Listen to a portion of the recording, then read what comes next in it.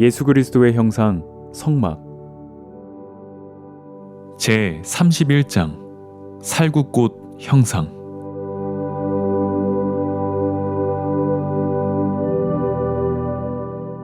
너는 정금으로 등대를 쳐서 만들되 그 밑판과 줄기와 잔과 꽃받침과 꽃을 한 덩어리로 연하게 하고 가지 6을 등대 곁에서 나오게 하되 그 3가지는 이편으로 나오고 그 3가지는 저편으로 나오게 하며 이편 가지에 살구꽃 형상의 잔 셋과 꽃받침과 꽃이 있게 하고 저편 가지에도 살구꽃 형상의 잔 셋과 꽃받침과 꽃이 있게 하여 등대에서 나온 6가지를 갖게 할지며 등대 줄기에는 살구꽃 형상의 잔 넷과 꽃받침과 꽃이 있게 하고 등대에서 나온 6가지를 위하여 꽃받침이 있게 하되.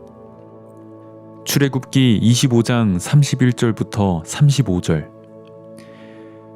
등대 줄기에서 나온 가지 6은 하나님과 원수된 인간을 의미한다. 인간 스스로는 하나님 앞에 나아갈 수 없지만 예수 그리스도와 하나로 합쳐졌을 때 완전한 모습으로 하나님 앞에 나아갈 수 있다. 우리 행위를 들고 하나님 앞에 나아가는 것이 우리 생각에는 선하게 보일지 몰라도 하나님은 그것을 악하다고 하신다. 그러나 우리가 예수 그리스도를 의지하고 예수 그리스도의 의를 힘입어 나갈 때 우리 모습과 상관없이 하나님은 우리를 거룩하다고 말씀하신다. 그러므로 우리가 하나님 앞에 나아갈 때 예수 그리스도와 합함으로 말미암아 하나님이 우리를 전혀 다른 모습으로 보신다는 사실을 깨닫지 못하면 자신의 악한 모습만 보고 실망할 수밖에 없다. 6이라는 인간의 숫자에 1이라는 주님을 합하여 7이 되었을 때는 절대로 6으로 되돌아갈 수 없다. 6이라는 불완전한 숫자에 예수 그리스도가 더하여져 완전한 7이 되었는데도 인간들은 예수 그리스도를 의지하지 못하기 때문에 여전히 자신의 모습이 6이라고 생각하고 있다. 하나님 앞에 나아갈 때 자신의 모습을 바라보면 담대함을 잃고 실망할 수밖에 없다.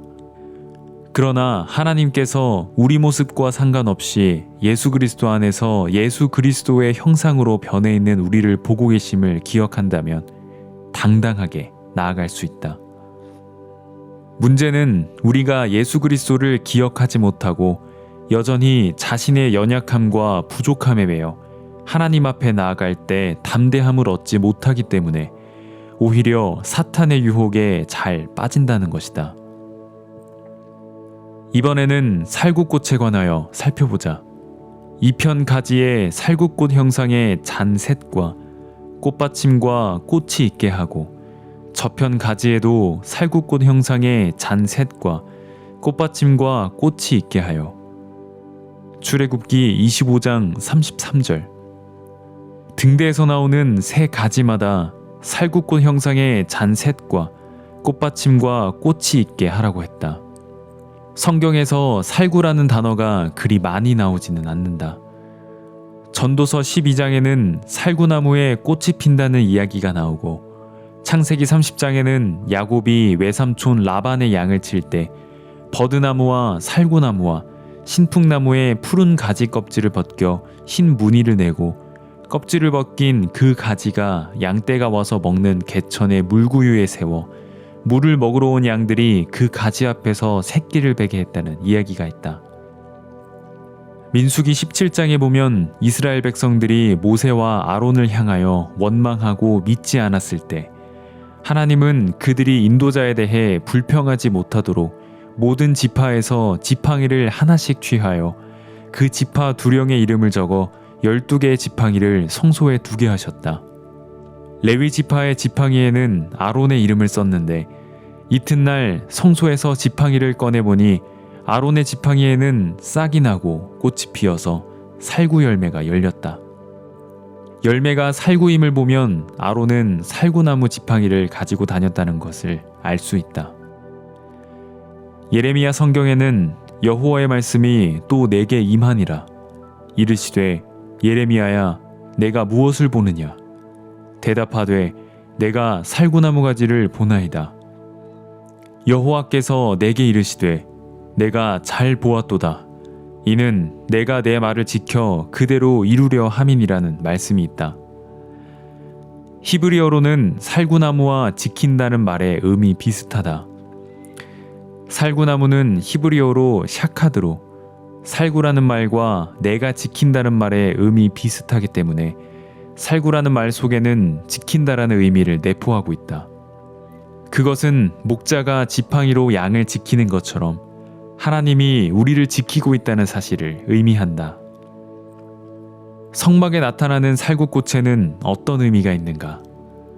성막 자체는 예수 그리스도를 나타내고 성막에 있는 등대도 세상의 빛 되신 예수 그리스도를 의미한다는 것은 여러 번 이야기했다. 예수님께서 우리를 지키고 계신다는 확실한 믿음이 없다면 환난이나 위험이나 문제가 닥칠 때 우리 마음은 금방 두려움과 염려 속에 빠지고 만다. 다시 말해서 우리가 두려움이나 염려 속에 빠지는 이유는 예수님께서 우리를 지키고 계신다는 사실을 깊이 깨닫지 못하기 때문이다. 만약 하나님이 전능하시고 모든 것에 부족함이 없는 분이라는 사실을 우리가 확실하게 믿는다면, 또 하나님께서 우리를 항상 지키신다는 것을 분명하게 안다면 우리가 염려하거나 두려워해야 할 일은 아무것도 없다. 그럼에도 우리가 염려하고 두려워하는 이유는 예수님이 우리를 항상 지키고 계신다는 사실을 모르기 때문이다. 그러나 실제로 예수님이 우리를 지키시기 때문에 어떤 어려움이나 고난도 우리에게 고통을 줄 수 없다. 그러면 등대, 곧 빛 되신 그리스도께서는 어떻게 우리를 지키시는가? 우리 마음에 빛을 비춰주심으로써 우리를 지키신다. 이 세상에 있는 모든 것은 빛의 권세 아래 있든지 어두움의 권세 아래 있든지 둘 중 하나에 속해 있다. 어두움의 권세가 우리 마음에 들어오면 우리 마음은 고통과 번민에 빠질 수밖에 없으며 어두워지기 마련이다. 이러한 어두움의 권세에서 우리를 지키는 것은 총이나 칼의 능력이 아니다. 오직 그리스도의 빛만이 우리를 지키며 그 빛이 우리 마음 속에서 밝게 비치면 어두움의 세력이 우리 마음에 침범해 올 수 없다. 한 번은 예수님께서 거라사에 군대 귀신 들린 자를 고치셨다.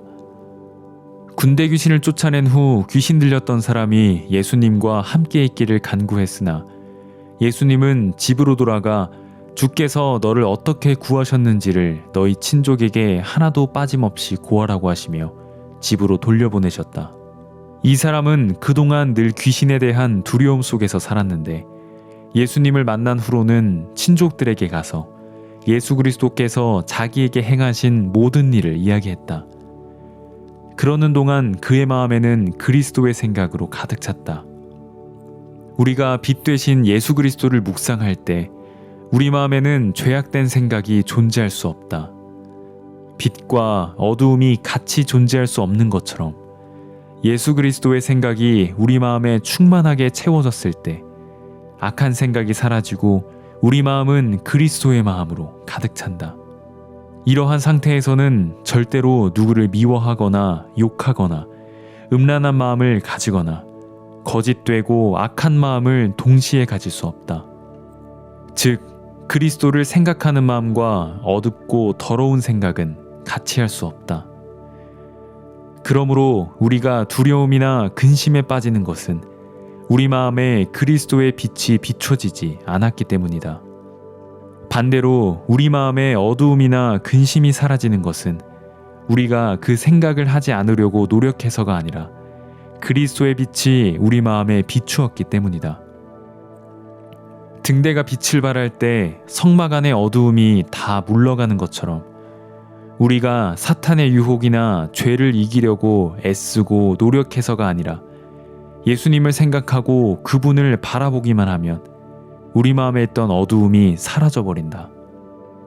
빛이 우리를 지킨다는 것은 빛이 있으면 어두움이 존재하지 못하듯 우리가 빛을 바라볼 때 어둠에서 지켜진다는 것이다. 만일 우리 마음에 악한 생각, 곧 음란, 살인, 탐욕, 속임, 교만이 자리하고 있다면 빛 되신 예수 그리스도께서 우리 마음에 자리 잡고 계시지 않다는 사실을 깨달아야 할 것이다. 등대의 줄기에 살구꽃 형상의 잔을 새기라고 하는 것은 등대가 빛을 비춤으로써 어둠을 밝히는 것처럼 빛 되신 예수 그리스도께서 우리를 지키고 계심을 뜻한다. 예수님께서는 우리가 사는 동안 끊임없이 우리 마음을 지켜주고 계신다. 탕자가 아버지를 떠났을 때 결국 그는 궁핍하여 굶주림에 허덕였지만 아버지께로 돌아왔을 때 아버지의 모든 부를 누릴 수 있었다. 그것처럼 우리 마음이 빛 되신 예수 그리스도를 떠났을 때는 어두움에 사로잡히지만 그때라도 빛 되신 예수 그리스도를 바라보고 주님을 생각하면 우리가 어두움을 쫓아내려고 수고하지 않아도 우리 마음에 어두움이 사라지고 빛이 임한다. 성경을 보면서 예수님께서 우리에게 행하신 일들을 기억하고 하나님의 권능을 마음에 묵상할 때 우리 마음에는 절대로 악한 생각들이 자리 잡지 못한다. 원통한 일, 분한 일, 음란한 생각, 더러운 욕망 등의 어두운 생각들이 우리 마음에 일어나더라도 빛이 비치면 어두움이 사라지는 것처럼 예수 그리스도를 곰곰이 생각할 때 그 생각들은 다 사라져버리고 다시 그리스도의 평안이 우리 마음을 지배한다. 거듭난 후 예수 그리스도 안에서 살면서 나도 굉장히 많은 것에 유혹을 받았다. 물질, 욕망, 탐욕 등 가증한 것들이 나를 유혹하여 내 마음이 그런 것에 이끌릴 때가 많았는데 그때마다 나는 예수님 앞에 나아가 주님을 생각했다. 그리고 주님의 말씀을 증거하는 동안 내 마음은 주님으로 말미암은 빛으로 가득 차 나도 모르는 사이에 나를 더럽히는 악한 생각들이 자취를 감추는 것을 볼 수 있었다. 등대 되신 예수님이 우리 마음을 말씀으로 밝게 비추어 주셔서 주님을 바라보고 있는 동안에는 우리 마음이 어둠에 빠질 수 없는 것이다. 지난 삶을 되돌아볼 때 내가 세상의 유혹에 넘어가지 않고 악한 생각과 탐욕에 나를 내주지 않았던 것은 남보다 의지가 강하거나 결단력이 강해서가 아니라 빛 되신 예수 그리스도가 내 마음에서 그것들을 물리쳐 주셨기 때문이다. 내가 주 안에서 밝고 빛된 삶을 살 수 있도록 주님께서 이끌어 주신 것이다.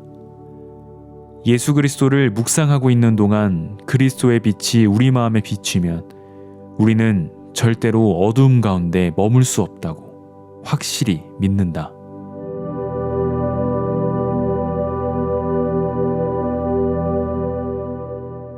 제 32장 꽃받침.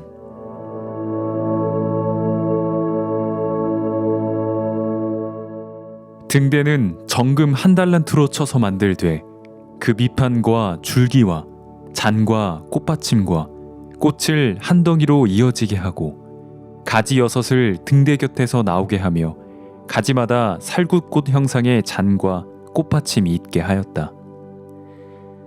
그리고 살구꽃 형상의 잔을 만들 때 꽃보다 꽃받침을 먼저 만들라고 하셨다.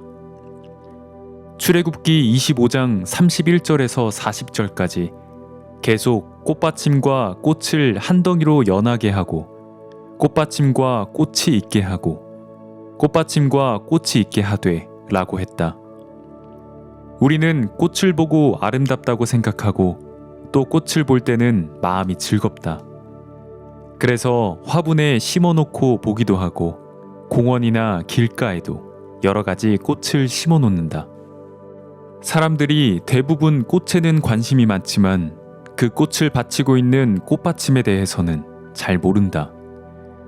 예를 들어 사람들에게 국화가 어떻게 생겼어요 하고 물으면 국화는 노란색, 흰색, 자주색이 있으며 라고 대답을 잘 하겠지만 국화의 꽃받침이 어떻게 생겼어요 하고 물으면 대답을 잘 할 수 있는 사람이 거의 없을 것이다. 국화뿐 아니라 장미나 그 외의 꽃들에 대해서도 마찬가지다. 꽃받침은 드러나지 않고 숨겨져 있으면서 꽃이 아름답게 피어서 열매를 맺도록 하는데 밑받침이 되는 일을 한다.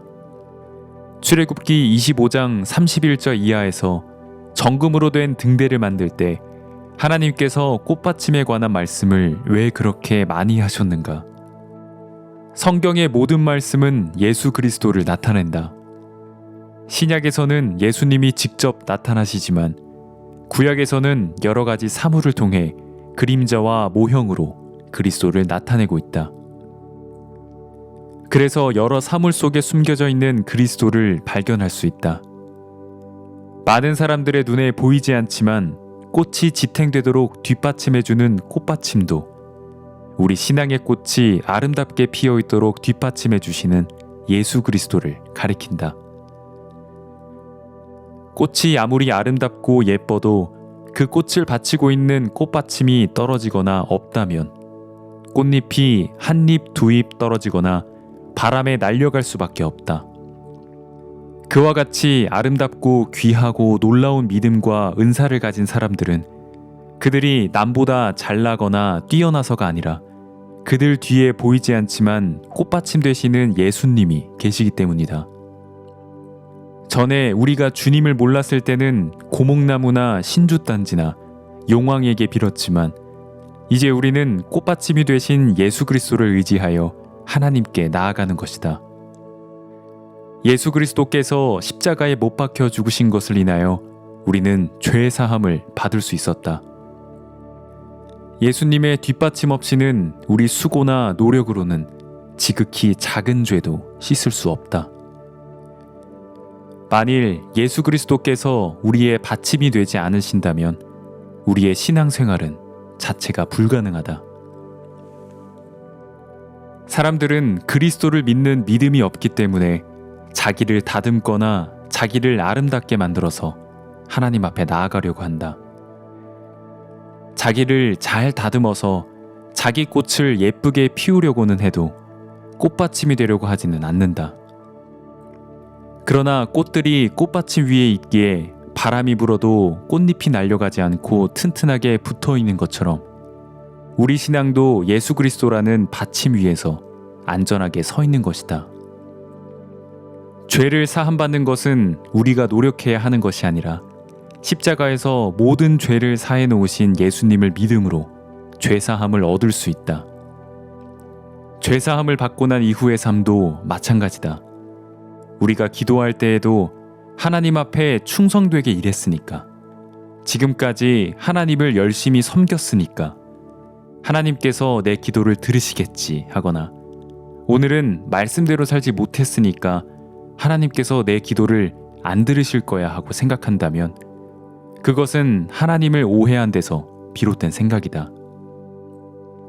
우리가 죄사함을 얻을 수 있었던 것은 우리 의지나 노력에 의한 것이 아니라 그리스도라는 꽃받침으로 말미암은 것처럼 구원받고 난 후의 신앙생활도 예수 그리스도만이 꽃받침이 되심을 알아야 한다. 예수님은 우리를 위해 십자가에 못 박혀 죽으셨을 뿐만 아니라 예수 그리스도의 이름을 우리에게 주셨다. 우리가 그 이름으로 하나님 앞에 나아갈 때 하나님은 우리 기도를 들으신다. 하나님은 그리스도라는 이름 외에 어떤 것으로도 우리 기도를 들으신 적이 없다. 하나님은 우리 신앙의 받침이 되시는 그리스도를 인하여 우리를 받으시기에 예수님 외의 것들은 받으실 수 없다. 자신의 행위를 신앙의 받침으로 삼고 있는 사람들은 많이 기도하거나 성경을 읽고 구제하는 일등을 했을 때에는 담대함을 가지고 기쁘고 즐거운 마음으로 하나님 앞에 나아가지만 그렇지 못할 때는 하나님 앞에 담대하게 나아가지 못한다. 내가 구원받고 주님을 섬기는 동안 종종 사람들에게 내가 예수 그리스도의 보혈로 의롭게 되었다고 간증하면 그러면 당신은 죄를 안 짓습니까? 하고 의아해했다.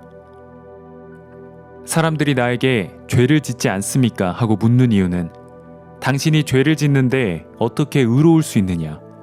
또 의롭다 할지라도 앞으로 죄를 지으면 그 의가 무너지는 것이 아니냐는 것이다. 그러나 우리 행위로는 하나님 앞에서 의롭다 하심을 얻을 수 없다. 만약 행위로 의롭다 하심을 받는다면 우리는 하루에도 몇 번씩 하나님 앞에 부정한 자로 낙인 찍힐 수밖에 없는 인간이다. 우리가 의롭다고 하는 근거는 꽃 뒤에 보이지 않는 꽃받침이 있어서 꽃잎 하나하나를 붙잡아주는 것처럼 예수 그리스도께서 십자가에 못 박히심으로 우리 죄를 사하신 은혜가 받침이 되었기 때문이다.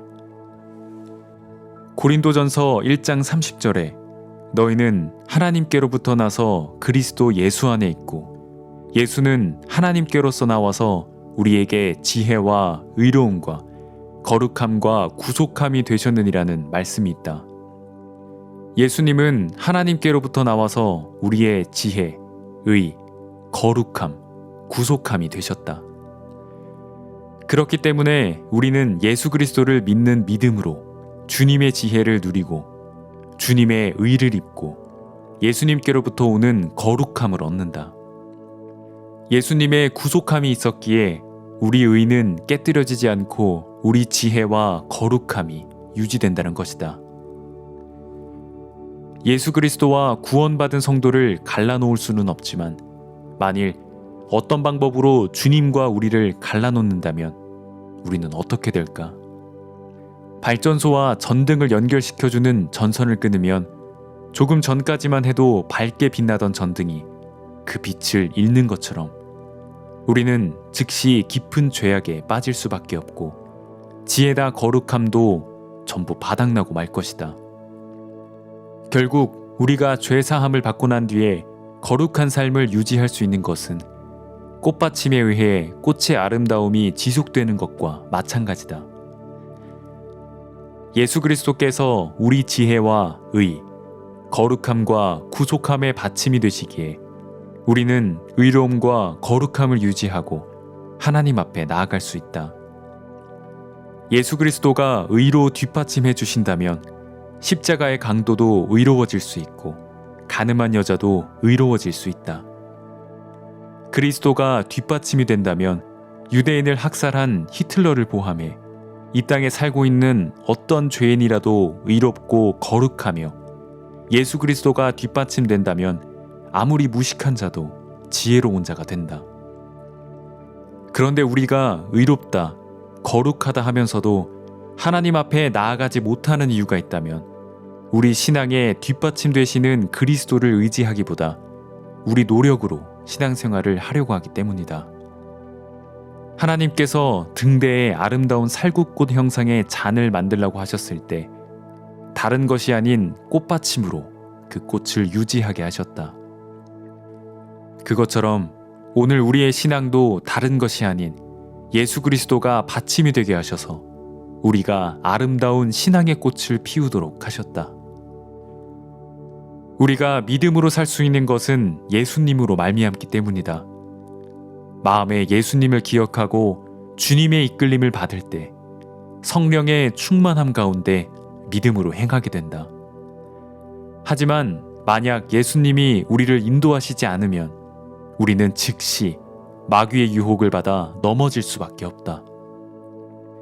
예수님께서 우리 믿음의 꽃받침이 되셔서 신앙의 꽃을 피우게 이끄시기에 오늘도 우리는 주님을 찬양하고 주님께 감사를 드린다. 우리에게 아름다움이 있다면 그것은 예수님 때문이고 우리가 거룩하다면 그것도 예수님 때문이며 우리에게 의로움이 있다면 그것도 주 예수 그리스도로 말미암은 것이다. 우리가 거룩하고 복된 삶을 살 수 있는 것은 성막의 꽃받침이신 예수 그리스도로 말미암은 것임을 기억해야 할 것이다.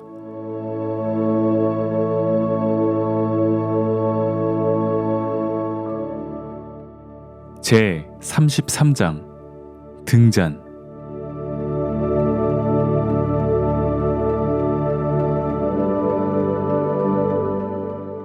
그 꽃받침과 가지를 줄기와 연하게 하여 전부를 정금으로 쳐 만들고 등잔 7을 만들어 그 위에 두어 앞을 비추게 하며 출애굽기 25장 36절부터 37절. 등대가 아무리 아름답게 만들어졌어도 등잔을 만들어 등불을 켜지 않는다면 그 등대는 아무 의미가 없다. 등잔 7을 만들어 그 위에 두어 앞을 비추게 하며 등대는 성소 안의 어두운 곳을 밝게 비추어서 제사장들이 하나님을 섬길 때 주위를 잘 볼 수 있게 만들어졌다. 등대는 빛 되신 예수 그리스도를 가리킨다. 예수 그리스도는 우리가 하나님을 섬기며 나아가야 할 길을 밝게 비추어주는 빛의 역할을 하신다. 만일 성소 안에 등대가 없다면 제사장들은 어둠으로 인해 어떻게 하나님을 섬겨야 할지 모르고 이런저런 일에 부딪혀 넘어질 수밖에 없었다. 7 등잔에서 빛이 밝게 비침으로 말미암아 그들은 성소 안에서 하나님을 올바르게 섬길 수 있었다.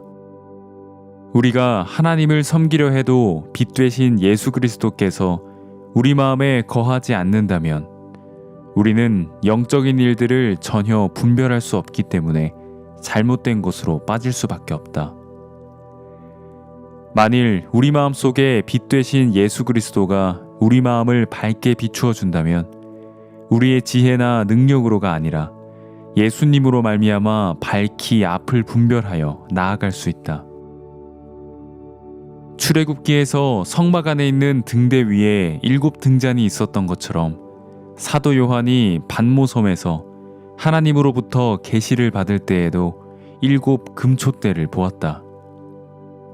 7 금촛대를 보았는데 촛대 사이에 인자 같은 이가 요한계시록 1장 12절부터 13절 에베소 교회의 사자에게 편지하기를 오른손에 7뼈를 붙잡고 7 금촛대 사이에 다니시는 이가 가라사대 요한계시록 2장 1절 구약시대 성막에서 7개의 등잔이 성소 안을 밝게 비추어 주었던 것처럼 신약에서도 교회를 의미하는 7 금촛대가 세상을 복음의 빛으로 밝게 비추어 주는 일을 하고 있다. 구약의 성소 안에서 등대이신 예수 그리스도가 어두운 심령들이 가야 할 길을 몰라 헤맬 때 그들의 빛이 되어 주셨듯이 신약에서는 예수 그리스도의 몸된 교회가 빛이 되어 어두운 세상을 밝게 비추어 주는 역할을 한다. 누가 아무렇게 하여도 너희가 미혹하지 말라. 먼저 배도하는 일이 있고 저 불법의 사람 곧 멸망의 아들이 나타나기 전에는 이르지 아니하리니 저는 대적하는 자라. 범사에 일컫는 하나님이나 숭배함을 받는 자 위에 뛰어나 자존하여 하나님 성전에 앉아 자기를 보여 하나님이라 하느니라. 내가 너희와 함께 있을 때에 이 일을 너희에게 말한 것을 기억하지 못하느냐. 저로 하여금 저희 때에 나타나게 하려 하여 막는 것을 지금도 너희가 안 하니 불법의 비밀이 이미 활동하였으나 지금 막는 자가 있어 그 중에서 옮길 때까지 하리라. 데살로니가 후서 2장 3절부터 7절 이 말씀은 불법의 비밀이 이미 활동했지만 그 활동을 막는 자가 교회라는 것을 나타내고 있다. 불법의 비밀은 교회가 들림받기 전에도 이미 역사하고 있지만 그 활동을 막는 교회가 있음으로 말미암아 불법의 비밀이 자유롭게 활동하지 못하고 있다. 유대인들은 항상 어둠 가운데 활동했기에 빛 되신 예수 그리스도를 만났을 때 자신들의 죄가 드러날까봐 예수 그리스도를 두려워하고 피했던 것처럼 오늘날도 불법의 비밀이 교회의 빛으로 인해 활동을 억제받고 있다. 그러나 교회가 들림받아 하늘나라로 올라가고 세상에 없을 때에는 불법의 비밀들이 힘있게 역사할 것이다. 등대가 성소 안을 밝게 비추어 주었을 때 사람들이 하나님을 섬기기에 부족함이 없었고 어두움이 그 속에서 역사할 수 없었다. 성소 안에 등대가 없다면 그곳은 어두움으로 가득 찰 수밖에 없다. 그것처럼 우리 마음 속에 예수 그리스도가 계시지 않는다면 우리는 어둠 가운데 거할 수밖에 없다. 그리고 오늘날 세상에 참된 하나님의 교회가 없다면 세상은 어둡고 혼돈스러운 상태 속에서 빠져들어갈 수밖에 없다. 우리가 예수 그리스도를 만나 거듭나기 전에는 혼돈과 어둠 가운데서 방황하지 않을 수 없었다. 그러나 예수 그리스도를 만난 후에 참된 빛이 마음속에 임함으로 말미암아 과거에 잘못 알았던 부분들을 분명하게 알고 자신이 진리 가운데 해야 할 일이 무엇인가를 깨닫게 되는 것이다. 요한복음 9장에는 나면서부터 소경된 자의 이야기가 나온다. 이 사람은 빛이 비추어도 눈이 멀어서 빛을 보지 못하고 항상 어두움 가운데 지내야 했다. 그런데 하루는 예수님께서 침을 뱉어 진흙을 이겨 소경의 눈에 바른 뒤 실로암 못에 가서 씻으라고 하셨다. 그는 그 말씀대로 실로암 못에 가서 씻고 눈이 밝아져 돌아왔다. 그가 눈을 뜨기 전에는 종교 지도자들인 서기관들과 바리새인들에게 아무 문제도 없었는데 예수님의 말씀으로 빛을 보자 종교인들과 뜻이 맞지 않아 부딪혔다. 결국 그는 유대교에서 출교를 당하게 되었지만 어둠에서 벗어나 예수님을 만날 수 있었다. 오늘날도 많은 거짓 종교가 세상에서 활동하고 있다. 마음속에 예수 그리스도가 없을 때에는 아무 불편 없이 거짓 종교 안에 머물러 있을 수 있지만 죄사함을 받고 거듭나면 마음속에 예수 그리스도가 임하셔서 그 마음을 밝히시기에 더 이상 어둠에 속한 거짓 종교 안에 머물러 있을 수 없다. 예수님 당시 종교 지도자의 위치에 있었던 서기관들과 제사장들은 빛을 발견하지 못하고 여전히 어둠 가운데 있었기 때문에 자신들이 어둠인 줄도 모르고 빛 되신 예수 그리스도를 비방하고 원망하면서 죄인으로 몰았다. 그러나 나면서부터 소경된 사람은 과거에는 어둠 속에 있었지만 빛 되신 예수 그리스도를 발견하고 난 후에는 계속 종교인들과 부딪히다가 쫓겨나는 것을 볼 수 있다. 예수 그리스도께서 유대인들이 그 사람을 쫓아냈다는 소리를 듣고 그를 찾아가서 만나신 것처럼 우리도 어두움의 세력에서 분리하게 되었을 때 빛 되신 예수 그리스도와 동행하는 삶을 살 수 있다. 우리가 세상에서 주님을 섬긴다고 하지만 빛 되신 예수 그리스도가 우리 마음속에 계시지 않는다면 우리는 어두움을 좋아한다. 형식적으로 교회를 다니며 종교 생활을 하지만 그 자체가 어둠이기에 죄를 범하게 되고 추하고 가증스러운 방향으로 마음이 달려갈 수밖에 없다. 그러나 빛 되신 예수 그리스도께서 마음속에 오시면 마음이 밝아지기 때문에 어둠에 속한 것들을 자연히 멀리하게 되고 죄에서 벗어날 수 있다. 예수 그리스도가 세상의 빛이 되신 것처럼 오늘날에는 교회가 세상의 빛 역할을 한다. 그러므로 참된 하나님의 교회에서 예수 그리스도의 빛을 발견한 사람들은 어둠에 속하지 않고 빛에 속한 사람이 되어 빛을 발하며 하나님께 영광을 돌린다. 그러나 어둠 가운데 있는 사람들은 예수님을 믿는다고 하지만 그 삶이 어둠에서 벗어날 수 없다. 스스로의 노력으로는 어둠에서 벗어날 수 없고 빛이 와야 벗어날 수 있다. 어두움에 속한 자라면 아무리 노력해도 어둠에서 벗어날 수 없는 것이다. 예수 그리스도의 빛이 우리 마음속에 임해야 어둠에서 벗어날 수 있는 것처럼 오늘날도 그리스도와 동행하는 참된 교회가 어두운 세상에 빛을 비추어야만 어둠 속에 있던 사람들이 빛을 발견하고 빛 가운데로 나아올 수 있다. 예수님께서 빛이 되셔서 세상을 비추셨을 때 어둠 가운데 있던 자들은 예수님을 시기하고 비방하여 결국 예수님을 십자가에 못 박았다. 오늘날도 거짓 교회에 속해 있을 때에는 세상에서 아무 문제가 없지만 빛 되신 예수님을 따라 세상의 빛을 비추면 어둠이 빛을 시기하여 싫어하고 비방하기에 핍박과 환난을 당한다. 출애굽기 25장에 나오는 등대는 성소 안을 밝게 비추기 위하여 만들어졌다. 등대이신 예수 그리스도는 33년 동안 세상에 계시면서 어두운 종교인들의 세계를 밝게 비추고 그들의 죄악을 드러내셨다.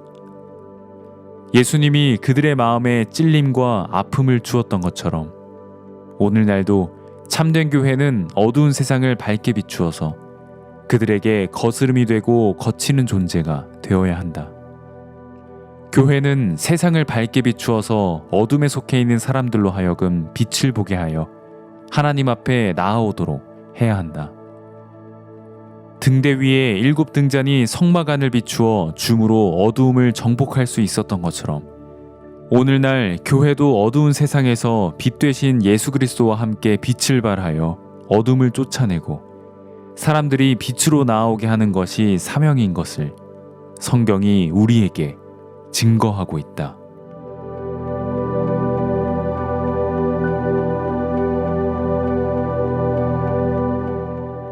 제 34장 떡상.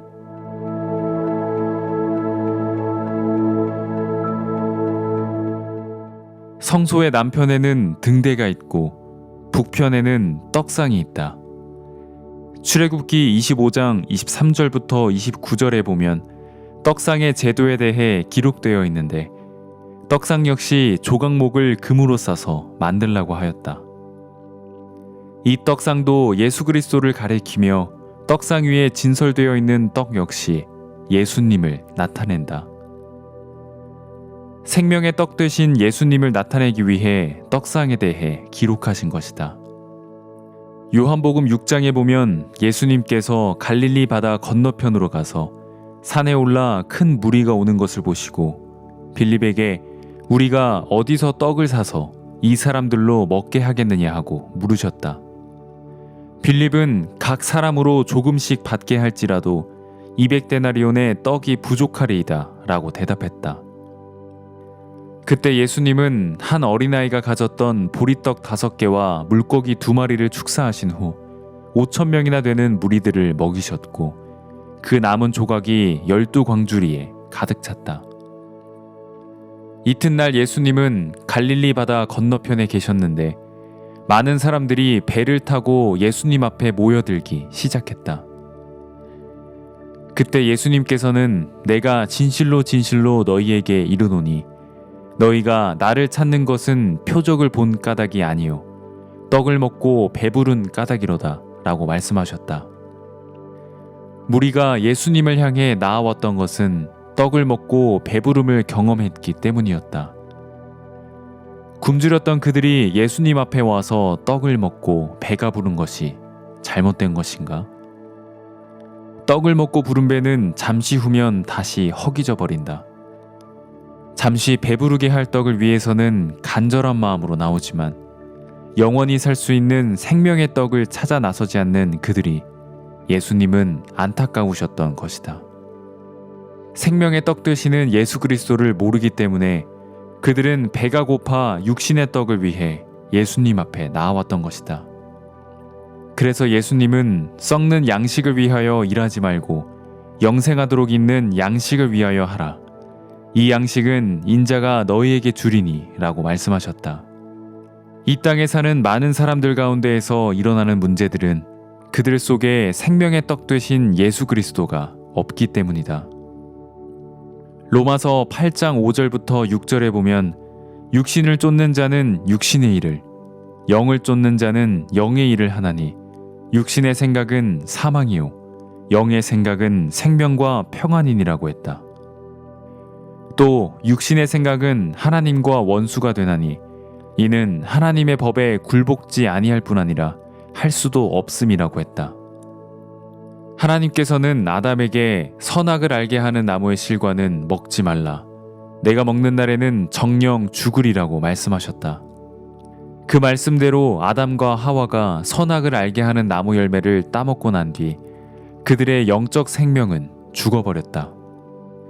그 후로 이 땅에 태어나는 모든 사람들은 아담에게서 육신만 이어받아 태어났다. 그러나 예수 그리스도는 육체로 태어난 분이 아니라 처녀 마리아를 통해 성령으로 잉태되었기에 태어나시면서부터 성령이 그 안에 충만하셨다. 육으로 태어난 인간은 성령으로 거듭나지 않으면 육밖에 존재하지 않는다. 우리는 영적 생명이 죽어 육체밖에 없다 할지라도 하나님이 보실 때 선하게 보이는 부분도 있을 것이라는 생각을 한다. 그러나 육신의 생각은 하나님과 원수요 육신에 있는 자들은 하나님의 법에 굴복지 않을 뿐 아니라 할 수도 없다고 하나님은 말씀하고 계신다. 예수 그리스도가 우리 안에 들어와 거듭나기 전까지는 우리 속에 선한 것이 없다. 구제하고 봉사하는 것이 사람들에게는 선하게 보일지 몰라도 그 또한 육에서 나온 것이기에 하나님과 원수가 된다. 하나님은 왜 가인의 제사를 받지 않으셨는가? 가인이 땅의 소산을 드렸기 때문이다. 땅의 소산은 곧 육의 소산을 의미한다. 우리 속에 성령이 들어와서 우리가 거듭나기 전까지는 우리에게 어떤 선한 것이 나타나도 그것은 육의 소산에 불과하다. 하나님은 절대로 그것을 받으실 수 없다. 육신뿐인 우리는 자신을 하나님의 법에 굴복시키려 해도 되지 않는다. 혹 굴복되는 것처럼 보일지라도 하나님은 만족하지 않으신다. 예수님께서 오직 내 아버지가 하늘에서 내린 참떡을 너희에게 주시나니 하나님의 떡은 하늘에서 내려 세상에게 생명을 주는 것이니라고 하자 사람들이 주여 이 떡을 항상 우리에게 주소서라고 하며 그 떡을 구했다. 예수님께서는 내가 곧 생명의 떡이니 내게 오는 자는 결코 줄이지 아니할 터이요 나를 믿는 자는 영원히 목마르지 아니하리라고 하셨다. 또 하늘로서 내려온 산떡이니 사람이 이 떡을 먹으면 영생하리라. 나의 줄 떡은 곧 세상의 생명을 위한 내 살이로라고 하셨다. 이 말씀의 뜻은 실제로 예수 그리스도의 살을 떼어 먹어야 한다는 것이 아니라 생명의 떡 되시는 예수 그리스도를 우리 마음에 받아들임으로써 예수 그리스도의 생명이 우리 안에 태어나게 된다는 것이다. 그 생명은 나의 생명이 아니라 예수 그리스도의 생명이다. 하나님은 영원한 세계에 계신다. 하나님은 영원의 한 토막을 베어내 이 세상을 만드셨다. 유한의 세계, 시간의 세계를 만드신 것이다. 하나님에게 속한 모든 것은 영원한 반면 인간이 살고 있는 이 세상의 모든 것은 순간적이다. 하나님은 영원하신 분이시다. 그분의 사랑이나 자비, 능력, 그분의 나라, 하나님께로부터 오는 모든 것이 영원하다. 영원하신 예수 그리스도의 생명을 마음에 받아들이면 누구나 영원히 살게 된다. 예수님은 자신을 가리켜 내가 곧 생명의 떡이라고 하셨다. 반대로 이 땅의 모든 것은 순간적이다. 이 땅에서 받은 생명도 영원하지 못하다. 늙고 죽은 뒤 결국 썩어 없어질 것이다. 출애굽기 25장에 나오는 떡상은 생명의 떡 되신 예수 그리스도를 나타낸다. 제사장들이 새 떡을 올리고 먼저 진설했던 떡을 먹는 것처럼 생명의 떡 되신 예수 그리스도를 우리 마음에 받아들이고 예수 그리스도께서 우리를 위해 하신 일들을 하나하나 되새기는 것이다. 그것이 바로 생명의 떡 되신 예수 그리스도를 먹는 일이다. 예수 그리스도는 십자가에 못 박혀 죽으셔서 우리를 죄에서 구원하셨을 뿐 아니라 우리 안에 들어오셔서 영원한 생명이 되어주길 원하신다. 예수 그리스도께서 흘리신 보혈로 죄 사함을 받고 그분의 말씀을 믿음으로 마음에 받아들이면 그때부터는 영적 생명이 우리 속에 들어온다. 성경에서는 그 영적 생명을 받아들이는 것을 떡을 먹는다라고 표현했다. 배가 몹시 고픈 사람이 떡을 먹으면 그 떡이 육신에 힘을 주듯이 우리 마음에 그리스도를 받아들이면 그때부터 예수 그리스도께서 우리 안에 살아 우리를 인도하시는 것이다. 그동안 많은 사람들에게 복음을 전하면서 그들이 예수 그리스도를 마음에 영접하고 거듭나 변화되는 것을 보았다. 떡을 먹듯 그들 속에 예수 그리스도의 생명이 들어가니까 예수님의 성품으로 변화될 수밖에 없는 것을 발견했다. 우리 속에 예수님의 생명을 받아들이지 않고 육체밖에 없는 우리가 하나님의 말씀에 순종하려고 하면 원하는 대로 되지 않을 뿐 아니라 많은 문제가 일어난다. 결국에는 하나님의 법에 굴복지 아니할 뿐 아니라 할 수도 없다는 고백을 하게 될 것이다. 예수 그리스도의 생명이 우리 안에 들어오면 우리도 모르는 사이에 예수 그리스도께서 우리를 당신의 성품으로 바꾸고 새롭게 하시는 것을 발견할 수 있다. 우리의 생명 되신 주님이 우리를 아버지 안에 거하게 하신다. 생명의 떡 되시는 예수 그리스도를 받아들이면 예수님이 우리의 삶을 이끌어 주시고 육체의 생명이 끝나 하늘나라에 이르러서도 예수 그리스도와 함께 영원히 살게 된다.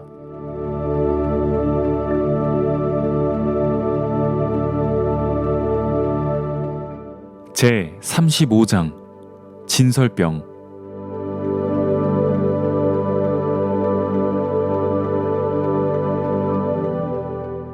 너는 고운 가루를 취하여 떡 12를 굽되 매 덩이를 에바 10분 1호 하여 여호와 앞 순결한 상 위에 두 줄로 한 줄에 6씩 진설하고. 레위기 24장 5절부터 6절.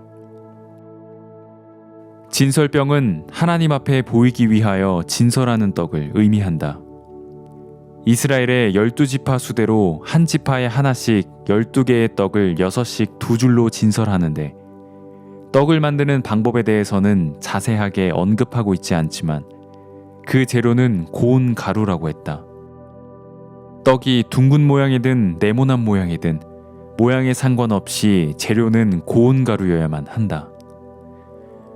고운 가루는 아주 미세하게 부서진 밀이다. 밀이 자기 껍질을 그대로 쓰고 자기 모양을 그대로 가지고는 고운 가루가 될 수 없다. 우리가 빵이나 국수 등 밀가루 음식들을 별 생각 없이 먹지만 그것들은 먼저 밀의 껍질이 벗겨지고 온전히 깨져서 형체를 발견할 수 없는 고운 가루가 되어야만 만들어질 수 있다. 이 고운 가루로 만든 떡은 예수 그리스도를 나타낸다.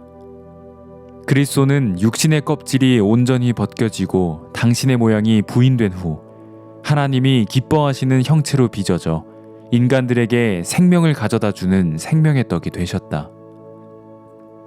신앙생활을 하는 데 있어서 가장 문제가 되는 것은 육체다. 우리 육체는 편하게 살기를 원하고 배부르게 먹기를 원하고 안락한 삶을 원하고 잠자기를 좋아한다.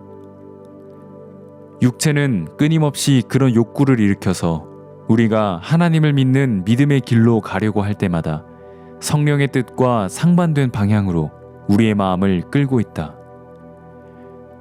갈라디아서에는 육체의 소욕은 성령을 거스리고 성령의 소욕은 육체를 거스리나니라고 기록되어 있는데 거듭난 하나님의 자녀들은 마음에 성령이 계시지만 육신적인 소욕에 계속 빠져들면 성령의 이끌림을 받지 못한다.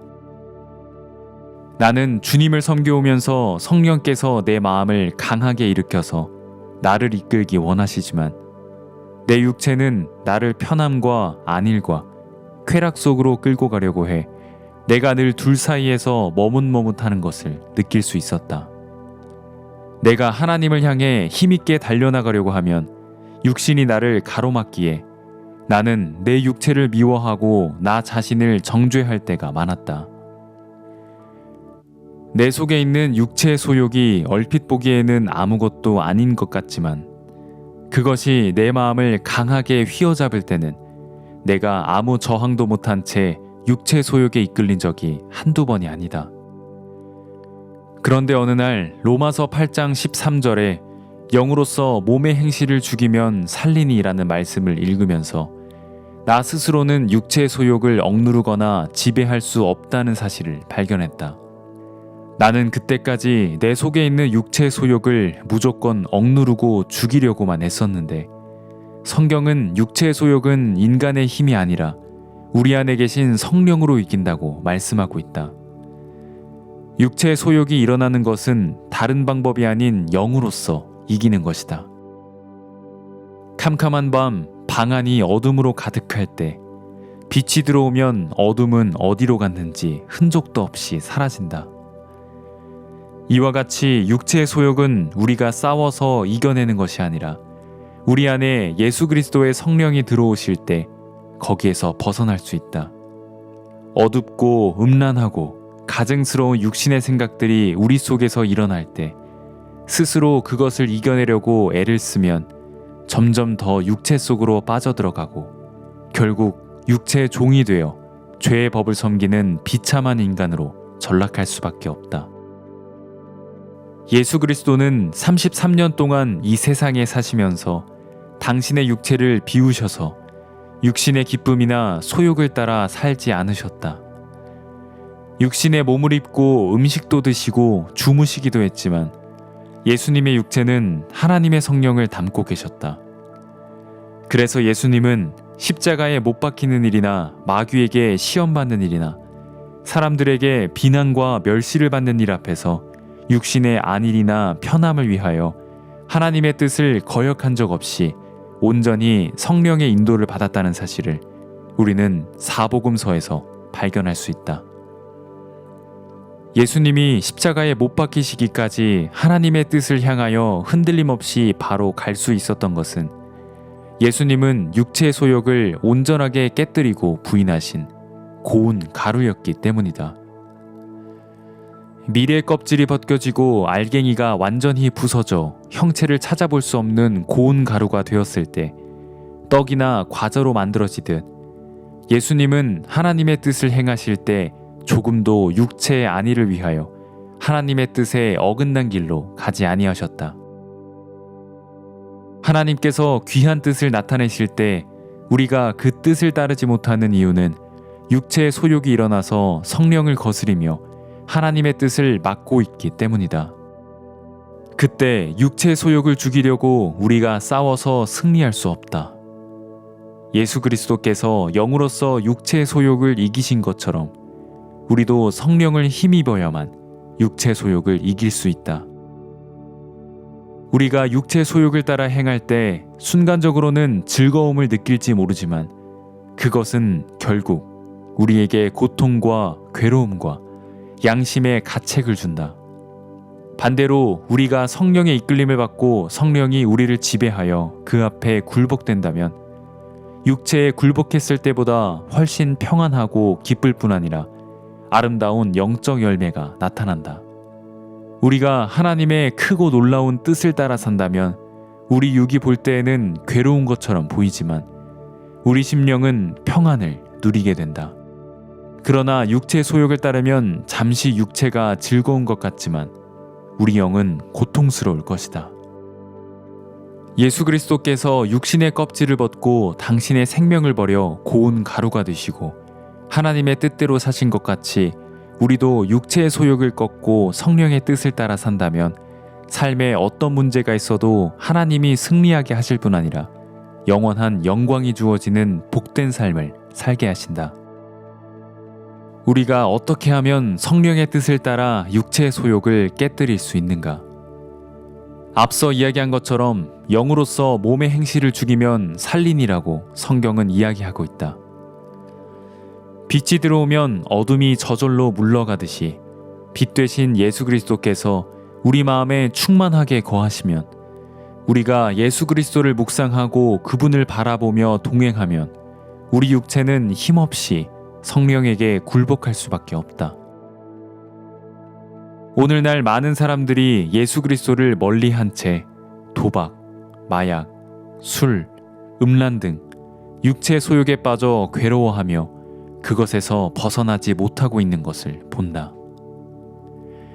그들 스스로 어떤 방법을 강구하여도 그 육체의 소욕에서 절대로 벗어날 수 없다. 그러나 예수 그리스도를 가까이 하여 육체를 이기신 예수 그리스도가 우리 마음에 충만하게 거하시면 마치 밝은 태양 앞에 달이 빛을 잃는 것처럼 육체의 소욕은 다 사라져버린다. 죄사함을 받은 후 예수 그리스도의 영이 우리 마음에 거하시면 하나님의 영에 의해서 거룩한 삶이 시작된다. 떡상에 진설된 진설병은 예수 그리스도를 나타낸다. 예수님은 세상에 사시는 동안 한 번도 육체 소욕 때문에 하나님의 말씀을 어기거나 하나님의 뜻에서 벗어나지 않으셨다. 예수님은 문자 그대로 고운 가루로서 하나님의 손으로 빚어져 아름다운 생명의 떡이 되셨다. 우리도 하나님 앞에 귀한 떡으로 쓰임 받으려면 육신의 소욕이 다 깨뜨려져 하나님의 뜻을 따라야 한다. 육신의 소욕을 깨뜨리는 일은 하나님의 말씀대로 영으로서 몸의 행실을 죽일 때 이루어진다. 성령이 우리 마음에 충만하게 거할 때 우리도 예수 그리스도와 같이 고운 가루가 되어 하나님이 기뻐하시는 귀한 떡으로 빚어질 것이다. 너희가 육신대로 살면 반드시 죽을 것이로되 영으로서 몸의 행실을 죽이면 살리니 무릇 하나님의 영으로 인도함을 받는 그들은 곧 하나님의 아들이라. 로마서 8장 13절부터 14절.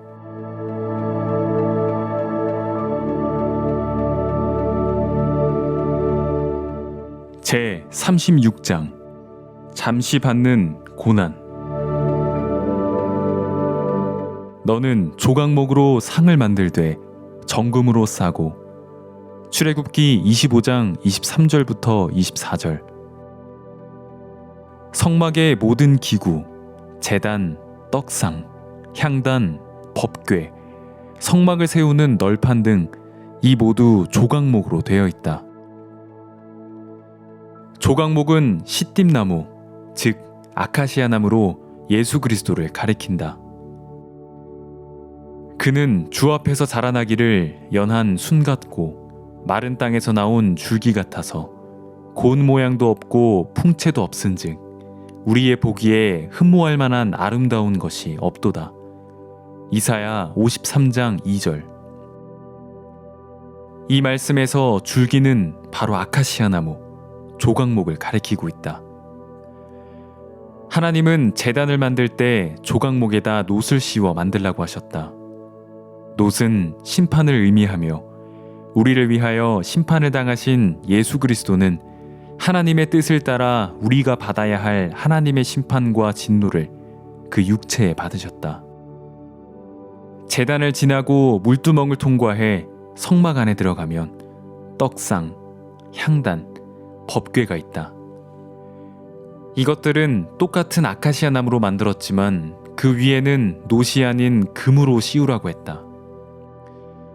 우리가 천사들보다 잠깐 동안 못하게 하심을 입은 자, 곧 죽음의 고난받으심을 인하여 영광과 존귀로 관쓰신 예수를 보니 라는 말씀처럼 이것은 우리를 위하여 고난을 당하신 예수 그리스도께서 심판을 대신 받으신 후 하나님의 영광에 둘러싸여 있는 모습을 나타내고 있다. 예수 그리스도께서 하늘나라로 승천하신 후 하나님께서는 오순절날 성령을 이 땅에 보내셨다. 마가 다락방에 있던 모든 제자들에게 성령이 불같이 충만하게 임했는데 그 성령은 예수 그리스도의 이름으로 보내진 영이었다. 성령을 보내셨다는 것은 하나님께서 예수 그리스도를 받으셨음을 의미하고 있다. 만약 예수 그리스도께서 이 땅에 내려오신 뒤 하나님의 뜻대로 십자가에 못 박혀 심판을 받지 않으시고 마귀에게 시험을 받았을 때 마귀에게 엎드려 절하여 세상의 영광과 권세를 얻으셨다면 예수님은 하나님 앞에서 버림을 받고 마귀와 함께할 수밖에 없었을 것이다. 예수 그리스도는 십자가의 고난을 받지 않고도 모든 권세를 얻을 수 있다는 마귀의 유혹을 뿌리치고 하나님의 뜻을 따라 십자가에서 고난을 받으시고 심판을 받으셨다. 예수님이 받은 심판은 우리 모든 죄에 대한 심판을 대신 받으신 것으로 하나님을 기쁘시게 하였다. 그 심판을 받으심으로 우리 영혼을 구원했기에 하늘나라에서 영광을 받으실 수 있었다. 히브리서 2장 9절 말씀처럼 예수 그리스도께서 하늘나라에서 영광과 존귀로 관을 쓰신 이유는 다름 아닌 우리를 위하여 심판받아 죽음의 고난을 받으셨기 때문이다. 빌립보서에도 너희 안에 이 마음을 품으라. 곧 그리스도 예수의 마음이니 그는 근본 하나님의 본체시나 하나님과 동등됨을 취할 것으로 여기지 아니하시고 오히려 자기를 비워 종의 형체를 가져 사람들과 같이 되었고 사람의 모양으로 나타나셨음에 자기를 낮추시고 죽기까지 복종하셨으니 모든 무릎을 예수의 이름에 꿇게 하시고 모든 입으로 예수 그리스도를 주라 시인하여 하나님 아버지께 영광을 돌리게 하셨느니라고 말씀하고 있다.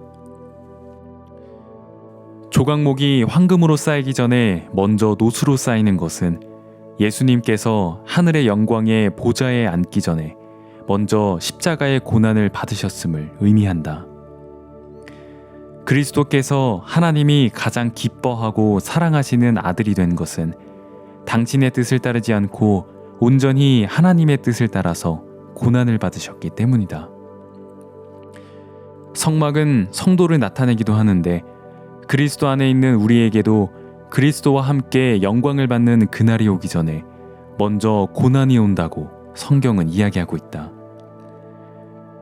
자녀이면 또한 후사, 곧 하나님의 후사요, 그리스도와 함께한 후사니 우리가 그와 함께 영광을 받기 위하여 고난도 함께 받아야 될 것이니라. 로마서 8장 17절. 예수 그리스도께서 이 땅에서 십자가의 고난을 받으신 것처럼 우리에게도 이 땅에 사는 동안 그리스도의 이름으로 고난이나 어려움이 따른다. 우리를 영원한 날에 그리스도와 함께 영광을 받게 하려고 이 땅에서 잠시 고난이 우리를 기다리고 있는 것이다.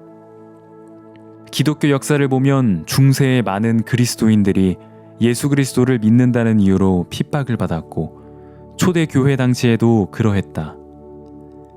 히브리서는 저희가 믿음으로 나라들을 이기기도 하며 의를 행하기도 하며 약속을 받기도 하며 사자들의 입을 막기도 하며 불의 세력을 멸하기도 하며 칼날을 피하기도 하며 돌로 치는 것과 톱으로 켜는 것과 시험과 칼에 죽는 것을 당하고 이는 하나님이 우리를 위하여 더 좋은 것을 예비하셨은즉이라고 기록하고 있다.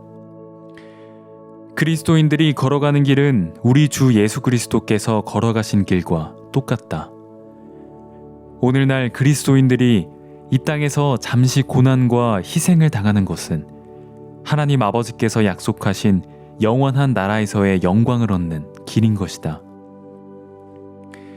우리가 구원받고 나면 우리 몸은 옛날과 달라진 것이 없지만 마음에는 예수 그리스도께서 들어오셨기에 예수 그리스도와 동일한 운명을 가지게 된다. 옛날에 예수 그리스도를 미워했던 사탄은 지금도 동일하게 예수 그리스도를 미워하기 때문이다.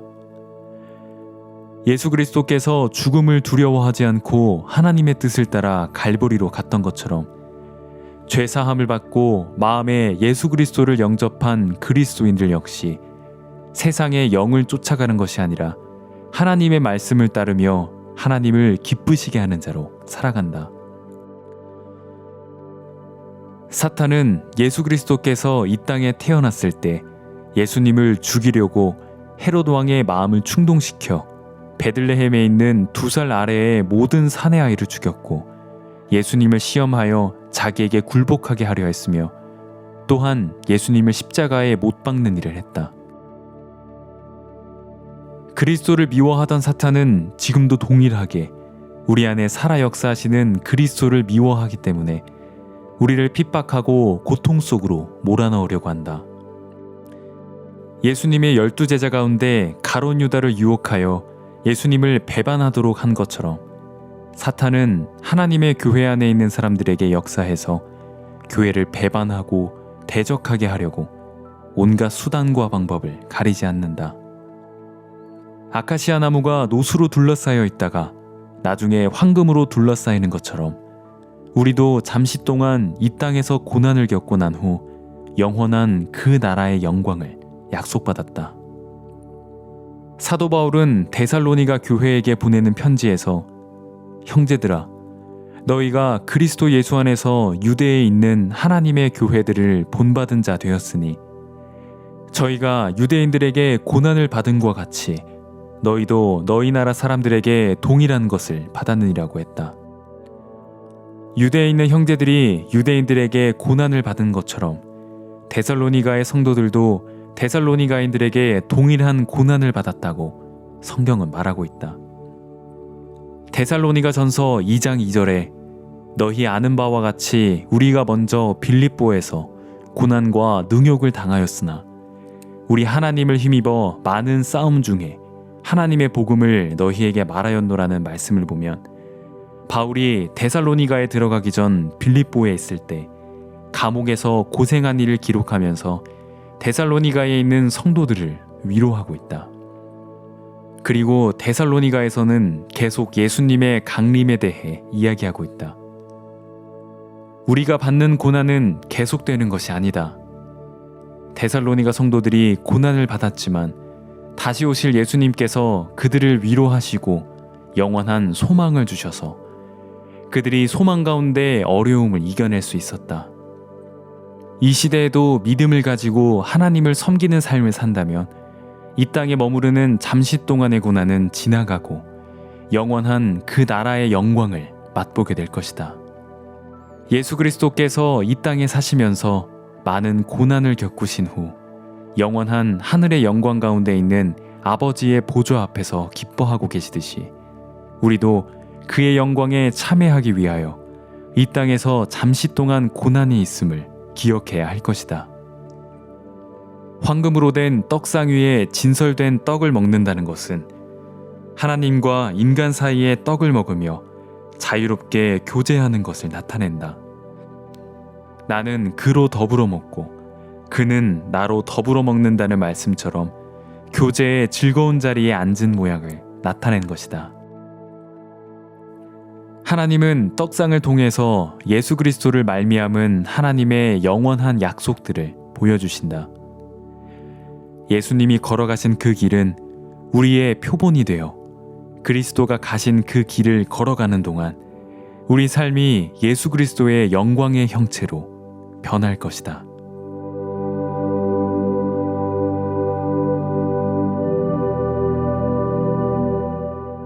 제 37장 교제. 너는 조각목으로 상을 만들되 출애굽기 25장 23절. 제단, 물두멍, 등대, 떡상, 향단, 법궤 등 성막의 기구들은 예수 그리스도의 여러 가지 모습을 담고 있다. 성막은 이스라엘 백성들이 죄악된 세상에 살다가 하나님 앞에 나아가는 전이다. 이스라엘 백성들은 성막에 나아갈 때마다 하나님 앞에 떳떳하지 못한 부분들이 있어서 마음의 두려움이나 거리낌을 갖게 마련이었다. 오늘날도 사람들이 하나님 앞에 나아갈 때 하나님이 좋고 만나고 싶어서 나아가는 경우보다 어려운 문제를 만났기에 마지못해 나아가 무릎을 꿇는 경우가 많다. 하나님 앞에 나아가는 것이 좋고 기쁘기에 나아가는 경우는 극히 드물다. 그렇기 때문에 삶에 어렵고 고통스러운 문제가 있는 사람들이 신앙생활을 잘하는 경우를 많이 본다. 사람들은 하나님을 믿지 않아도 모든 일이 잘 이루어진다면 하나님 앞에 나아갈 필요성을 느끼지 못한다. 인간은 부족함을 느끼고 때로는 비굴하게 보일 정도로 하나님 앞에 은혜를 구하는 위치에서야 하나님 앞에 나아가기에 사람들은 대부분 특별히 어려운 일이 없으면 하나님 앞에 나아가기를 주저한다. 우리는 성막에 있는 기구를 통하여 이러한 부분을 엿볼 수 있다. 제단을 예로 들어보자. 제단은 짐승을 잡아 그 가죽을 벗기고 불에 태워 희생시키는 장소다. 우리가 짐승의 죽음을 원하는 것은 아니지만 더러운 죄인이 하나님 앞에 나아가기 위해서는 어쩔 수 없이 대속물인 짐승을 잡아 죽여야 하고 그것이 불태워져야 한다. 그때 뿌리는 피 역시 그러하다. 물두멍도 제사장의 더럽혀진 손발을 씻는 곳이기에 떳떳하고 자유로운 곳이라기보다 부족함이 드러나는 곳이다. 하나님을 향하여 향을 불살라 드리는 향단과 법궤에 피를 뿌리는 일도 사람이 원해서 하는 것이라기보다 은혜를 입고 하나님 앞에 나아가기 위해서 반드시 필요한 일이기 때문에 하는 것이다. 그런데 떡상은 이러한 것들과 영적 의미가 다르다. 떡상은 하나님 앞에 제물을 바치기 위하여 희생시키거나 피를 뿌리는 곳이 아니라 하나님과 우리가 마주 앉아 먹고 마시며 즐길 수 있는 곳이다. 이것은 하나님과 함께 기뻐하며 즐거움을 누리는 것을 나타낸다. 인간이 더러운 죄악 속에서 헤맬 때 그 죄를 씻기 위해 예수 그리스도께서 피를 흘리고 고난을 당해야 했다. 그러므로 우리가 하나님 앞에 나아갈 때 우리를 위해 희생당하신 예수 그리스도를 등 뒤에 두고는 나아갈 수 없다. 하나님 앞에 나아갈 때마다 우리를 위하여 희생당한 어린 양의 피를 의지하고 십자가의 은혜를 입어야 한다. 그런데 하나님의 은혜를 입어 구원받은 후에도 하나님 앞에서 늘 자신의 부족함을 한탄하고 있다면 하나님께서 어떻게 생각하시겠는가? 그리스도의 구속은 우리가 하나님 앞에 서기에 부족함이 없도록 하셨기 때문에 하나님은 우리가 하나님 앞에 당당히 나아오기를 원하신다. 이제부터는 너희를 종이라 하지 아니하리니 종은 주인의 하는 것을 알지 못함이라. 너희를 친구라 하였노니라는 말씀을 깊이 생각해 보아야 할 것이다. 하나님께서는 우리가 밤낮 용서를 구하는 모습이 아니라 하나님의 은혜를 즐거워하고 감사함으로 당신과 교제하기를 정말 바라시는 것이다. 볼지어다 내가 문 밖에 서서 두드리노니 누구든지 내 음성을 듣고 문을 열면 내가 그에게로 들어가 그로 더불어 먹고 그는 나로 더불어 먹으리라고 말씀하신 것처럼 예수 그리스도께서 우리 안에 들어오시고 또 우리가 예수님 안에 있으면서 예수님은 우리에게 두려운 존재로 계시는 분이 아니라 서로 기쁨과 즐거움을 나누는 사이가 되기를 원하시는 것이다. 하나님께서는 사람을 하나님의 형상대로 지으셨다. 나무나 풀, 새나 짐승 등과는 다르게 사람에게 하나님의 형상을 넣어주셨다. 하나님의 형상이라는 것은 외형의 닮음을 가리키는 것이 아니라 하나님과 마음으로 교통할 수 있는 영적 형상을 의미한다. 하나님께서 우리 육체 안에 하나님의 형상을 넣으신 목적은 우리와 교통하고 사랑을 나누기 위해서이다. 하나님은 우리 앞에 심판하는 자세로 서 계시고 우리는 그 앞에서 늘 두려워 벌벌 떨며 긍휼을 구하는 태도를 기뻐하시는 것이 아니라 죄사함을 받고 난 뒤 하나님과 교통하며 함께 사랑을 나누고 먹고 마시게 되기를 바라신다.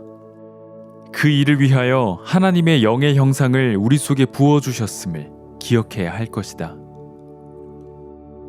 창세기 5장에 나오는 아담의 족보를 보면 하나님의 형상대로 지음받은 인간이 하나님 앞에 나아가서 교제하는 일은 멀리하고 육체의 소욕과 마음이 원하는 대로 흘러가 버리는 모습을 발견할 수 있다. 에녹은 65세에 무두셀라를 낳았고 무두셀라를 낳은 후 300년을 하나님과 동행하며 자녀를 낳았으며 창세기 5장 21절부터 22절 에녹은 무두셀라를 낳은 후부터 하나님과 동행했다는 이야기가 나온다. 무두셀라가 몸이 약했거나 어려운 일이 있어서 하나님 앞에 간절히 은혜를 구하지 않으면 안 될 형편이었는지도 모르지만 어쨌든 에녹은 무두셀라 때문에 하나님과 가까워지고 하나님과 동행했던 것이다. 이제 에녹에게는 세상 사람들이 가지고 있는 육체가 아닌 하나님과 교제하고 동행하는 세계가 그 마음에 열린 것이다. 그 당시 사람들은 육체의 소욕을 따라 음란하고 방탕하게 흘러갔지만 에녹은 하나님을 향한 마음이 일어나 하나님과 교제하며 하나님의 일을 자신의 일로 생각하면서 서로 동행하는 삶을 살았다는 것이다. 나는 구원받기도 전에 교회에 열심히 나갔지만 하나님과 교통하거나 교제를 나누지는 못했다. 성막에 있는 떡상에 앉기 전에 먼저 제단과 물두멍을 통과해야 하는 것처럼 십자가에 못 박혀 죽으신 예수 그리스도를 통과해야만 하나님과 더불어 나누는 교제의 상에 앉을 수 있기 때문이다. 십자가에 못 박혀 죽으신 예수 그리스도를 믿는 믿음으로 우리의 모든 죄가 씻어져 거룩함을 입으면 우리는 더 이상 하나님 앞에 치근한 존재가 아니다. 예수님을 믿은 지 10년, 20년이 지났다고 하면서도 늘 하나님 앞에 엎드려 죄를 고백하면서 용서해달라고 애원하는 것은 하나님이 바라시는 신앙이 아니다. 하나님이 바라시는 신앙의 시작은 우리가 죄인임을 깨닫고 예수 그리스도의 보혈 앞에 나아가 그 은혜를 입어 우리의 모든 죄를 깨끗하게 씻음받는 것이다. 그 후에는 제단 뒤에 떡상이 기다리고 있듯이 십자가 앞에만 머물러 있는 신앙이 아니라 하나님과 더불어 교제하는 세계로 들어가는 것이다. 나는 1962년에 예수 그리스도의 보혈로 내 모든 죄를 씻음받아 구원받은 후로 하나님 앞에 서기에 부족함이 없게 되었다. 그 뒤로는 죄를 사해달라고 애원하는 비는 모습에서 하나님과 더불어 먹고 마시는 차원의 신앙으로 하나님이 나를 인도해 주셨다. 거듭나고 난 뒤 지금까지 살아오면서 내 앞에는 크고 작은 문제가 있었다. 절박한 상황에 빠진 적도 한두 번이 아니었다. 전에 그런 일을 당했을 때는 하나님을 믿는 믿음이 없어 늘 내가 해결하려고 안타까워하며 고통했는데 나는 도저히 할 수 없다는 위치에 도달했을 때 하나님께서 항상 문제를 해결해 주셨다. 어떤 문제든지 나 혼자 짊어진 채 당황하거나 괴로워하고 낙심한 것이 아니라 나는 쉬고 하나님이 나와 같이 하셔서 그 문제를 해결해 주셨다. 내게 닥치는 모든 일들이 내 일이 아니라 하나님의 일이 되었고 내 삶 전체가 하나님을 위한 삶이 되었다. 하나님께서 내게 닥친 모든 일을 해결해 주실 뿐 아니라 하나님이 하셔야 할 모든 일들이 내 일이 되었다. 나는 목사로서 어떤 교회에 속하거나 제도에 매인 사람이 아니라 하나님의 사람이 된 것이다. 하나님의 일이 바로 내 일이기 때문에 사람이 보기에 어떠하든지 하나님이 보시기에 합당한 일이라면 그 일을 위해 시간을 들이고 마음을 쓰는 것이 아까운 일이 될 수 없었다. 하나님의 모든 일은 내 일이 되었고 내게 닥치는 일은 어떤 일이든지 내 일이 아니라 하나님의 일이 되었다. 하나님과 더불어 먹고 사는 삶을 살게 된 것이다. 성막의 설계는 모세나 아론, 오홀리압과 브살렐이 한 것이 아니라 하나님이 하셨다.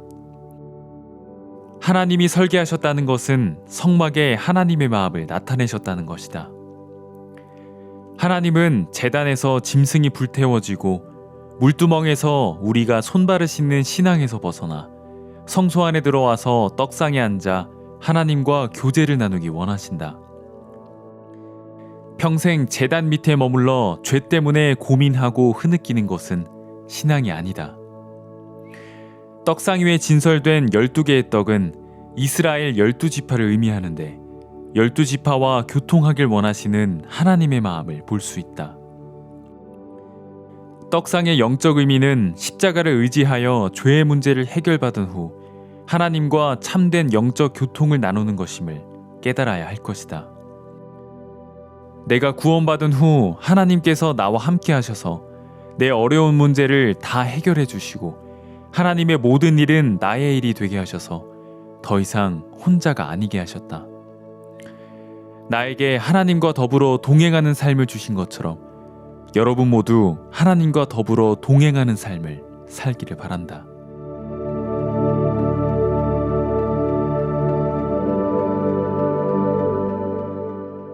제 38장 생명의 떡.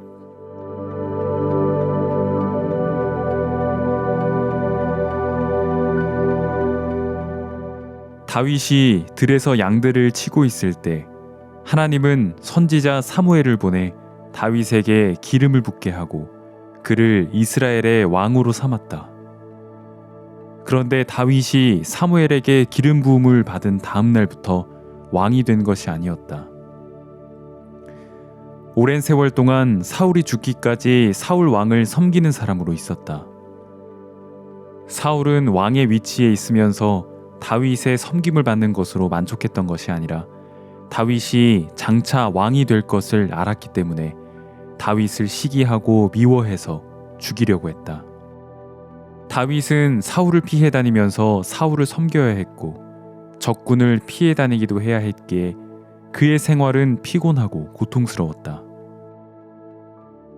한 번은 다윗이 자기를 죽이려는 사울을 피해 도망가다가 지치고 시장에서 제사장 아히멜렉을 찾아갔다.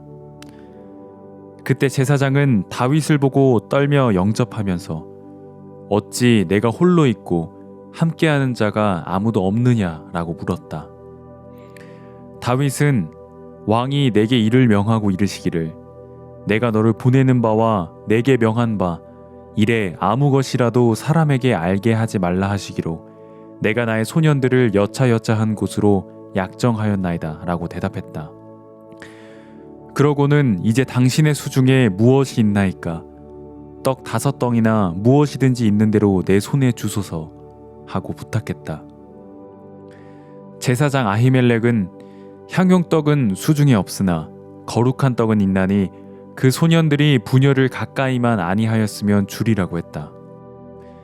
여기서 말하는 거룩한 떡은 고운 가루로 만들어 성막에 떡상에 진설해 놓은 것으로 일주일 동안 진설해 놓았다가 매 안식일에 새로운 떡으로 갈고 전에 있던 떡을 물려내어 먹는 것이다.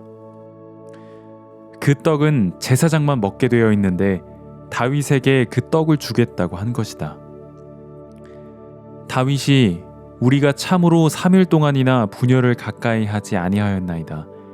나의 떠난 길이 보통 여행이라도 소년들의 그릇이 성결하겠거든. 하물며 오늘날 그들의 그릇이 성결치 아니하겠나이까 하자 제사장이 진설병을 다윗에게 주었다. 그 거룩한 떡을 먹고 다윗은 힘을 얻어 가야 할 길을 갔다. 예수님의 제자들이 안식일에 밀밭에서 이삭을 잘라 먹자 바리새인들이 그것을 보고 비난하였다. 그때 예수님은 다윗이 자기와 그 함께한 자들이 시장할 때 한 일을 읽지 못하였느냐? 그가 하나님의 전에 들어가서 제사장 외에는 자기나 그 함께한 자들이 먹지 못하는 진설병을 먹지 아니하였느냐 하시며 오히려 그들을 책망하셨다. 이것은 바리새인들이 법에 매여 하나님을 섬기고 있는 모습을 지적하시면서 하나님의 사랑을 이해하고 하나님을 섬겨야 함을 말씀하신 것이다. 예수님 당시의 유대인들은 하나님의 마음을 모르고 안식일이라는 법에 매여 살고 있었기에 예수님은 안식일은 사람을 위하여 있는 것이요 사람이 안식일을 위하여 있는 것이 아니니 라고 말씀하시면서 하나님의 마음을 깨우쳐 주셨다. 우리를 사랑하시고 우리를 위해 성경을 기록하신 하나님의 마음을 발견한다면 법에 매일 수 없다. 떡상에 진설되어 있는 진설병은 제사장만 먹게 되어 있기에 제사장이 아닌 다윗은 먹을 수 없었지만 하나님은 다윗이 법에 매이지 않고 그 떡을 먹고 간 사실을 기뻐하셨다. 하나님의 모든 법은 우리를 위한 것이다. 율법도 그 자체는 우리가 지키기에 고통스럽고 피곤한 것이지만 우리가 율법을 지켜봄으로써 율법을 지킬 수 없는 자임을 깨닫고 하나님 앞에 나와 은혜를 받을 수 있기 때문에 우리에게 유익한 것이다. 예수 그리스도께서 행하신 모든 것은 우리를 위하여 준비하신 것이다. 하나님의 참 마음을 모르면 법에 매여 두려워하며 하나님을 섬길 수밖에 없지만 우리를 사랑하시고 우리를 위해 일하시는 하나님의 본심을 알게 된다면 어떤 일 앞에서도 감사하며 하나님 앞에 자유롭게 나아갈 수 있다. 구약시대의 율법은 우리에게 무섭게 보인다. 제사장들은 성소 안에서 조금만 잘못해도 죽임을 당했기에 성소 안에 들어갈 때마다 두려운 마음으로 서야 했다. 안식일에 나무하러 간 사람이 돌에 맞아 죽었듯이 율법은 긍휼이나 자비를 허락하지 않고 생명은 생명으로, 눈은 눈으로, 이는 이로, 손은 손으로, 발은 발로 갚게 한다. 그러나 하나님께서는 그 율법 속에서도 당신의 은혜로운 마음을 드러내셨다. 진설병을 먹은 다윗은 마땅히 책망을 받아야 하지만 하나님은 오히려 이것을 기뻐하셨다. 예수님께서도 바리새인들을 향해 다윗의 이야기를 하신 것을 보면 다윗이 법에 매여 배가 고파도 먹지 못하고 지쳐 쓰러지는 것보다 진설병을 먹고 힘을 얻어서 하나님의 뜻을 이루는 것을 기뻐하셨다는 것을 알 수 있다. 성막의 떡상에는 인간과 교제를 가지고자 하시는 하나님의 마음이 숨겨져 있다. 하나님은 우리가 두려워해야 하는 대상이 아니다. 하나님은 우리와 더불어 먹으면서 아버지와 아들의 관계로 사랑을 나누길 원하신다. 우리는 이 시대의 다윗과 같다. 다윗은 장차 왕이 될 사람이었지만 사울이 살아있는 동안에는 사울을 피하며 고난의 길을 걸어야 했다. 우리 또한 장차 그리스도와 함께 하늘에서 왕이 될 사람들이지만 공중의 권세 잡은 자, 즉 사탄이 다스리고 있는 이 시대를 살아가면서 고난과 멸시와 괴로움을 당하고 있다. 사울을 피하여 도망하다 지친 다윗은 제사장이 준 떡을 먹고 새 힘을 얻었다. 우리도 이 세상을 사는 동안 다윗이 당했던 것처럼 여러 가지 복잡하고 피곤한 일을 당하기 마련이다. 그때 우리는 하나님 앞에서 떡을 먹음으로 말미암아 힘을 얻고 새로운 삶을 살게 된다. 우리가 예수 그리스도를 묵상하고 주님과 교제를 나눌 때 지치고 피곤했던 마음이 새 힘을 얻어 험난한 세상을 살아가게 되는 것이다. 다윗에게 떡을 준 것으로 말미암아 아히멜렉 제사장과 온 집은 사울에게 희생을 당했다. 이것은 예수 그리스도께서 우리를 위하여 당신의 몸이 찢기심으로 인해 생명의 떡과 잔을 우리에게 주시는 이야기다. 주님은 우리를 위해 희생을 당하셨고 그 희생으로 말미암아 우리가 힘을 얻고 이 세상을 살아가게 하셨다. 주님은 지금도 우리 삶 속에서 여전히 새 힘을 주신다. 구원받은 후에도 나는 부족하고 연약하여 실수하고 범죄하는 자신을 바라볼 때마다 자주 힘을 잃을 수밖에 없었다. 그러나 지쳐 쓰러질 수밖에 없는 위치에 있을 때마다 나를 위하여 죽으신 예수 그리스도를 바라보면 예수 그리스도가 나의 모든 연약함과 실수와 모든 죄를 대신하시고 질고를 지셨다는 것을 기억하게 되었다. 다윗이 심히 지쳐 있다가 떡을 먹고 힘을 얻은 것처럼 주님께서 나를 위하여 십자가에 못 박히신 사실을 기억할 때마다 내 마음에도 새로운 힘이 솟았다. 그래서 내 마음에 주를 사랑하는 마음이나 주를 향한 뜨거운 열심이 일어나고 복음을 위해 살고 싶고 복음을 증거하고 싶은 마음이 용솟음치곤 했다. 지금까지 주님을 섬겨오면서 여러 가지 어려움과 환난 속에서도 담대하게 말씀을 전할 수 있었던 힘은 나에게서 나온 것이 아니었다. 예수 그리스도께서 나를 위하여 십자가에 못 박혀 죽으심으로 내 죄가 사해졌을 뿐 아니라 삶 속에서도 새로운 힘을 얻은 것이다. 다윗이 지쳐있고 피곤해 있을 때 떡상에 진설된 거룩한 떡을 먹음으로 새 힘을 얻어 길을 갔던 것처럼 죄악 많은 세상을 살아가는 우리는 자주 피곤하여 넘어질 수밖에 없지만 생명의 떡 되신 그리스도로 말미암아 새로운 힘을 얻는 것이다. 우리가 시험을 당할 때나 어려움을 당할 때 우리가 이겨내려고 애쓰는 것이 아니라 십자가에 못 박혀 죽으신 예수 그리스도께서 나의 모든 죄와 질고를 담당하신 것을 기억하면 새로운 힘을 얻게 된다. 율법을 통해서는 두려운 하나님을 발견하지만 떡상을 통해서는 연약하고 부족한 우리에게 새로운 힘을 주시고 우리를 위로하시는 하나님을 발견하게 된다. 주님을 기억함으로써 빛의 아들로 살아가기에 충분한 힘을 얻어 세상에 사는 동안 많은 사람들을 하나님 앞으로 인도하는 성도로 쓰임받기를 바란다.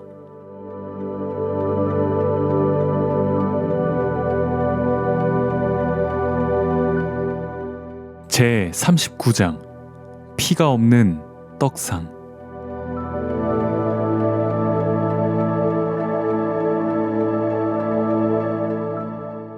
너는 조각목으로 상을 만들되 장이 2규빗, 광이 1규빗, 고가 1규빗 반이 되게 하고 정금으로 싸고 주위에 금테를 두르고 그 사면에 손바닥 넓이만한 턱을 만들고 그 턱 주위에 금으로 테를 만들고 그것을 위하여 금꼬리 넷을 만들어 그 네 발 위 네 모퉁이에 달되 턱 곁에 달라. 이는 상 맬 채를 꿰 곳이며 또 조각목으로 그 채를 만들고 금으로 싸라. 상을 이것으로 맬 것이니라. 너는 대접과 숟가락과 병과 붓는 잔을 만들되 정금으로 만들지며 상 위에 진설병을 두어 항상 내 앞에 있게 할지니라. 출애굽기 25장 23절부터 30절. 사람들은 하나님을 진노의 하나님, 두려운 하나님으로 아는 경우가 많다. 사람들이 하나님을 무서워하는 이유는 자신에게 실수와 허물이 많다는 점 때문이다. 만일 우리 삶이 하나님처럼 거룩하고 실수나 부족함이 전혀 없다면 하나님을 절대로 두려워하지 않을 것이다.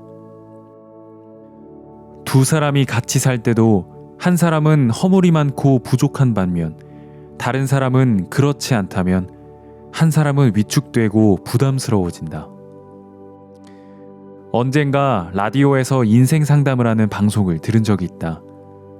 아내가 예쁘고 완벽한데도 남편이 그 아내를 사랑하지 않고 다른 여자를 가까이 하고 외박을 하는 문제로 상담을 청한 것이었다.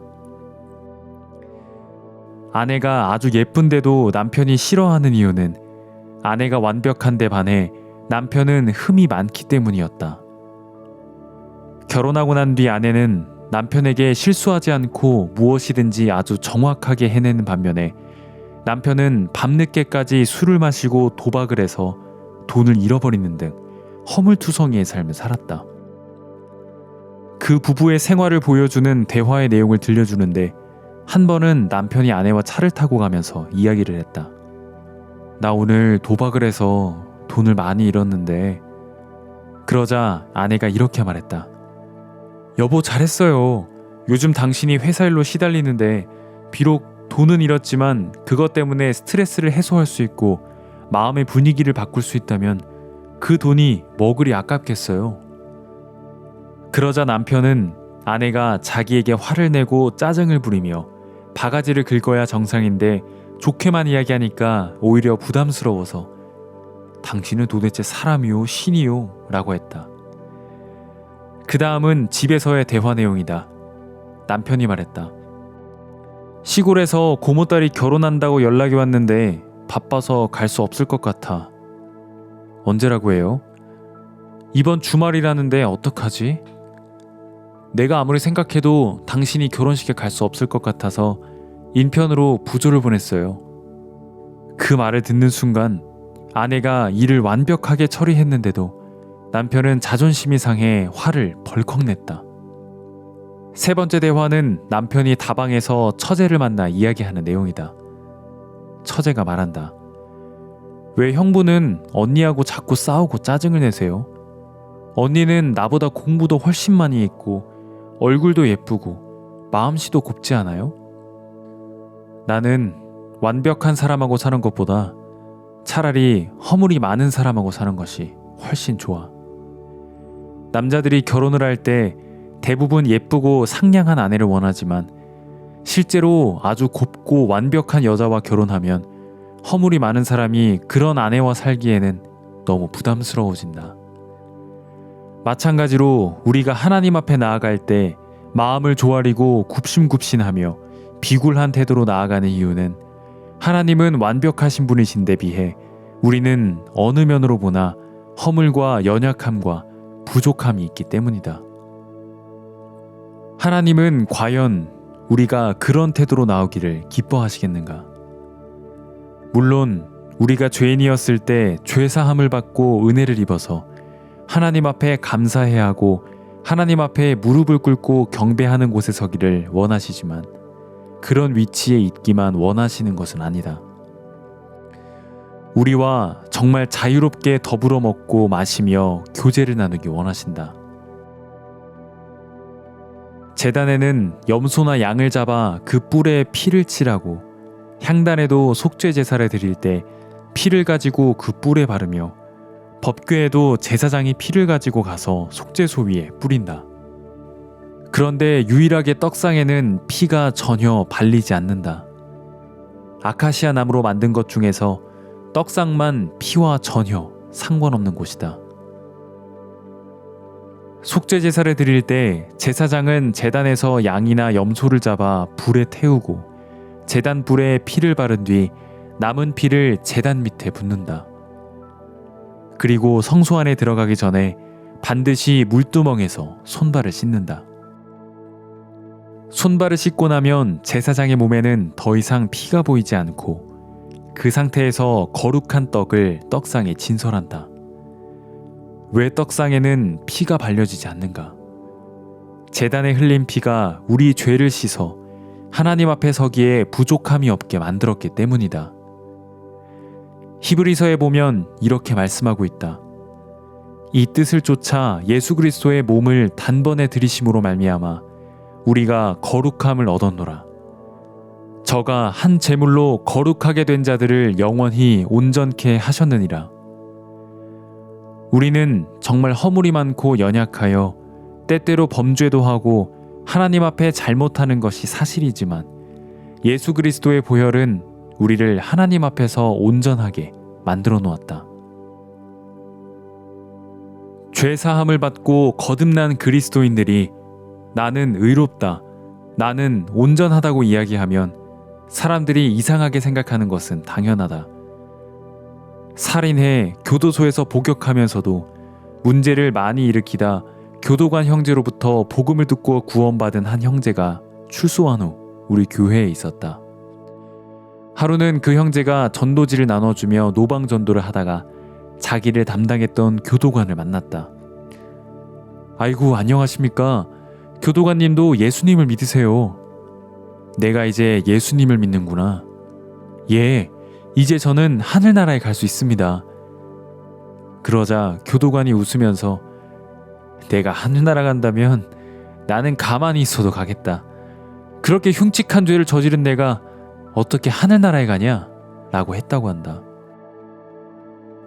세상 사람들은 어떻게 여길지 몰라도 예수 그리스도의 보혈은 하나님 앞에서 손톱만한 흠도 발견할 수 없을 만큼 완벽하게 우리 죄를 씻어놓았다. 그래서 하나님은 우리 죄를 기억하지 않는다고 약속하셨다. 만약 하나님께서 우리 죄를 기억하신다면 우리가 죄사함을 받았다고 해도 거리낌이 있을 것이다.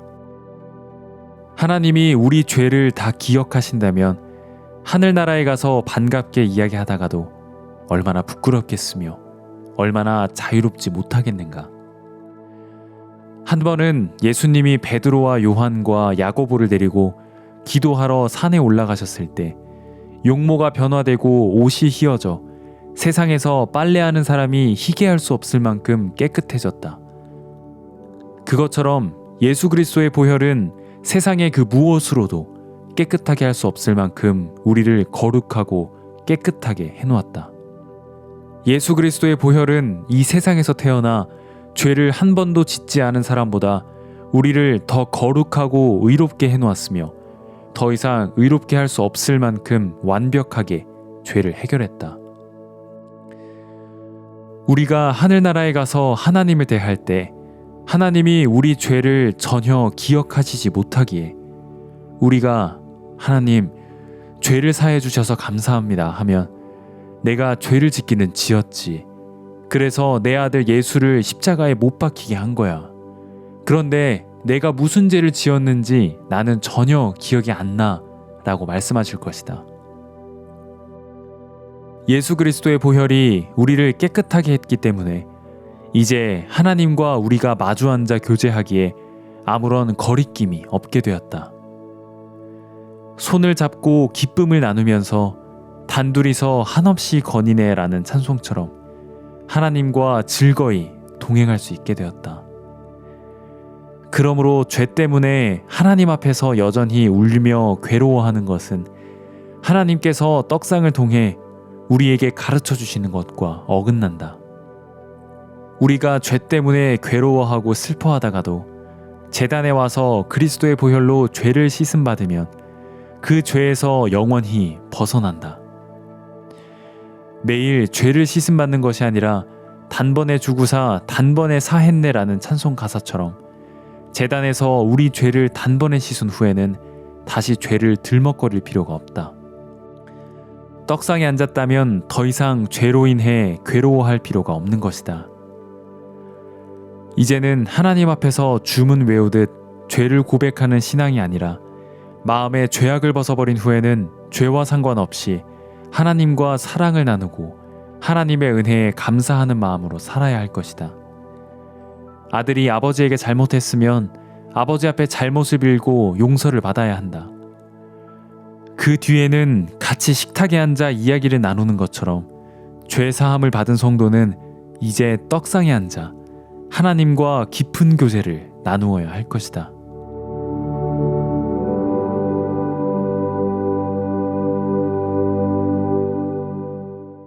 제 40장 떡상의 턱.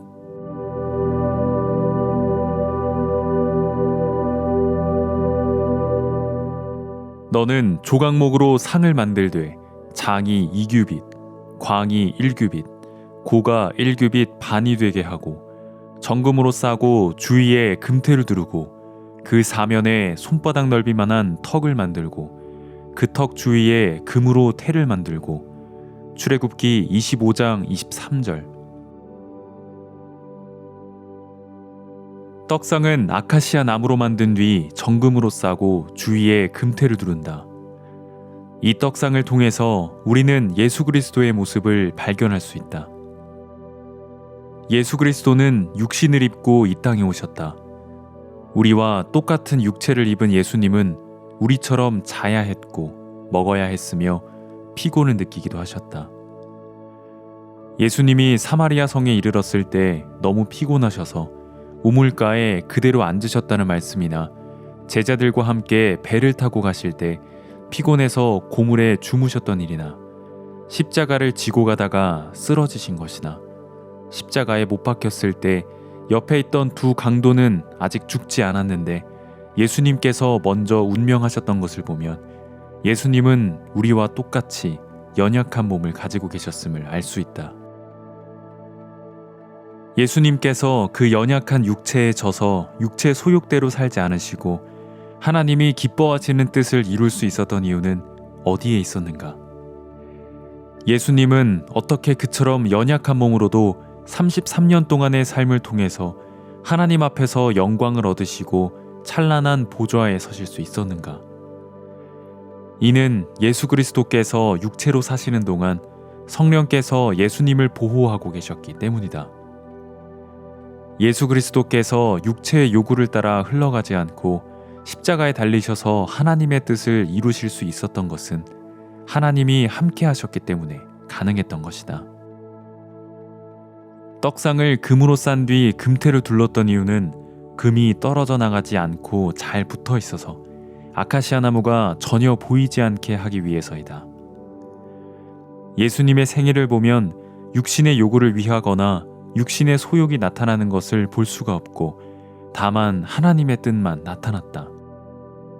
금은 하나님의 영광을 나타냈는데 그 금이 떡상의 아카시아 나무를 가렸던 것처럼 하나님의 능력이 예수 그리스도 안에 계셔서 모든 육적인 것을 가리고 덮었던 것이다.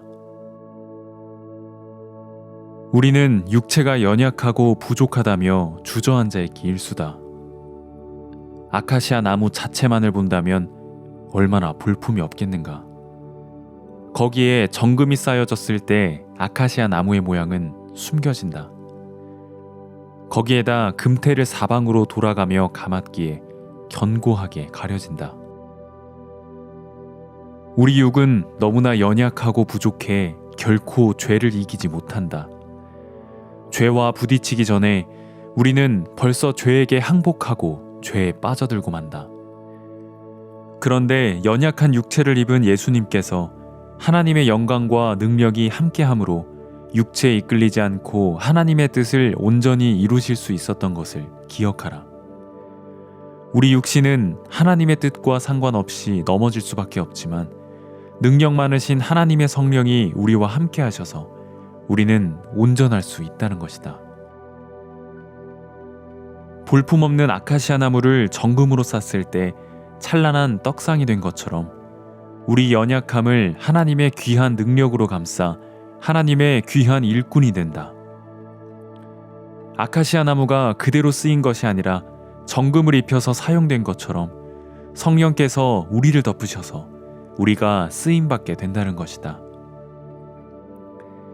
만약 성령께서 함께 하지도 않는데 자신의 노력과 열심으로 하나님을 위해 산다고 한다면 하나님의 영광을 나타내기는커녕 오히려 부끄러움과 욕을 끼치는 삶을 살고 말 것이다. 예수 그리스도를 감싼 하나님의 능력과 영광이 구원받은 그리스도인들을 동일하게 감싸고 있다는 사실을 기억해야 할 것이다. 그리스도인들이 자기가 죄를 짓지 않으려고 애쓸 필요가 없는 것은 함께 하시는 성령께서 죄를 이기게 하시고 어둠에서 지켜주시기 때문이다. 육신의 한계 이상의 힘이 하나님께로부터 오면 그 힘으로 말미암아 우리는 하나님의 뜻을 이룰 수 있고 육신이 가지고 있는 한계 이상의 능력이 우리에게 왔을 때 하나님의 귀한 일꾼으로 쓰임받게 된다.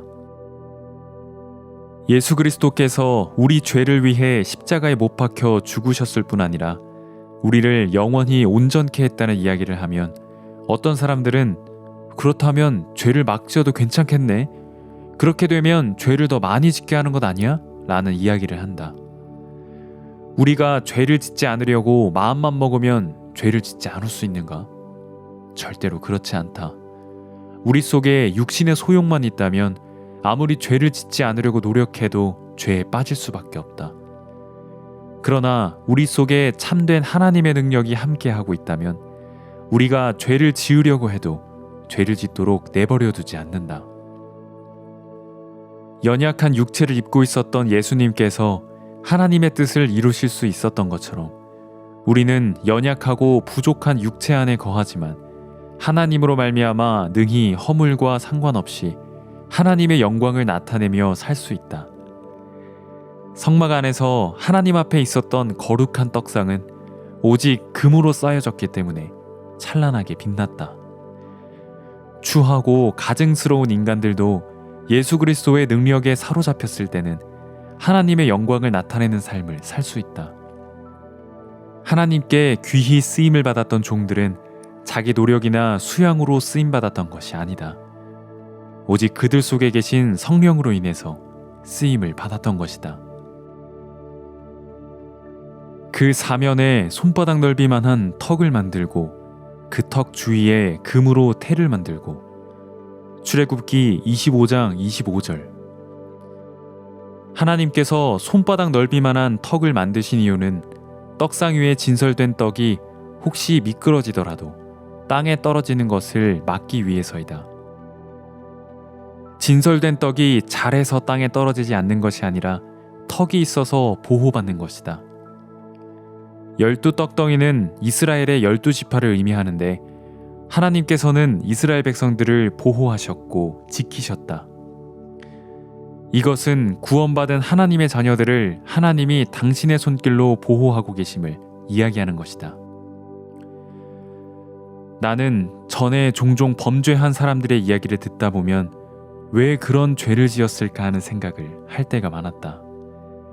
내가 그런 삶과 달리 주님을 섬기며 지금까지 지낼 수 있었던 것은 내가 착하거나 진실해서가 아니었다. 나는 작은 유혹도 이기지 못해 넘어지고 쓰러질 수밖에 없는 사람이지만 하나님 앞에서 귀한 일을 할 수 있었던 이유는 하나님의 손길이 나를 보호하고 지키셨기 때문이다. 떡상 위의 떡이 자기 수고로 떨어지지 않는 것이 아니라 턱이 있음으로 떨어지지 않았던 것처럼 구원받은 사람들은 자기 노력에 의해서가 아니라 하나님이 지키시며 보호해 주심으로 신앙생활을 하는 것이다. 일단 떡상 위에 올라간 떡은 보호를 받을 수밖에 없듯이 거듭난 사람은 천국에 가기까지 하나님께서 지키신다. 사도 바울은 평강의 하나님이 친히 너희로 온전히 거룩하게 하시고 또 너희 온 영과 혼과 몸이 우리 주 예수 그리스도 강림하실 때에 흠없게 보존되기를 원하노라 라고 말했다. 우리 신앙은 우리 노력에 의해서 좌우되는 것이 아니라 하나님에 의해 좌우된다. 하나님께 쓰임받았던 종들은 그들의 인간적인 장점 때문에 쓰임받았던 것이 아니라 하나님에 의해 지키심을 받았던 것이다. 나는 누구보다도 연약하고 부족하며 마음에 정함이 없는 자이지만 하나님의 손길이 나를 지키심으로 말미암아 하나님의 일을 할 수 있었다. 어떤 어려움 속에 빠질 때마다 나의 노력으로 말미암지 않고 나를 보호하시는 주님을 바라보며 어려움을 이길 수 있었다. 아카시아 나무로 만들어진 떡상은 금으로 쌓여지고 금태로 둘러졌기에 아카시아 나무가 보이는 것이 아니라 찬란한 금이 보였다. 이것은 하나님이 연약하고 부족한 우리 육신을 보시는 것이 아니라 성령을 보신다는 것을 말해주고 있다. 또 떡상 위의 떡이 노력하여 떡상 위에 있는 것이 아니라 턱이 있어서 떨어지는 것을 막는 것처럼 우리 신앙은 우리 노력에 의해서 지켜지는 것이 아니라 하나님이 지키시고 붙들어 주신다는 것이다. 우리가 넘어지지 않으려고 노력하면 할수록 오히려 넘어질 수밖에 없다. 죄에 빠지는 사람은 하나님을 의지하지 않고 자기 노력으로 서 있으려고 했기 때문이다. 베드로가 죽어도 주를 부인하지 않겠다고 했을 때 그는 즉시 주를 부인할 수밖에 없었다. 그 후 베드로가 자기 자신을 부인하고 하나님의 능력에 잡혔을 때 그는 비로소 귀한 종으로 쓰임을 받았다. 연약하고 부족한 육체 안에 살면서 온전한 삶을 살 수 있는 것은 우리가 스스로 잘해서가 아니라 하나님이 우리를 보호하고 계시기 때문이다. 우리 신앙은 우리에 의해서가 아니라 하나님이 붙들어 주실 때 가장 안전하다.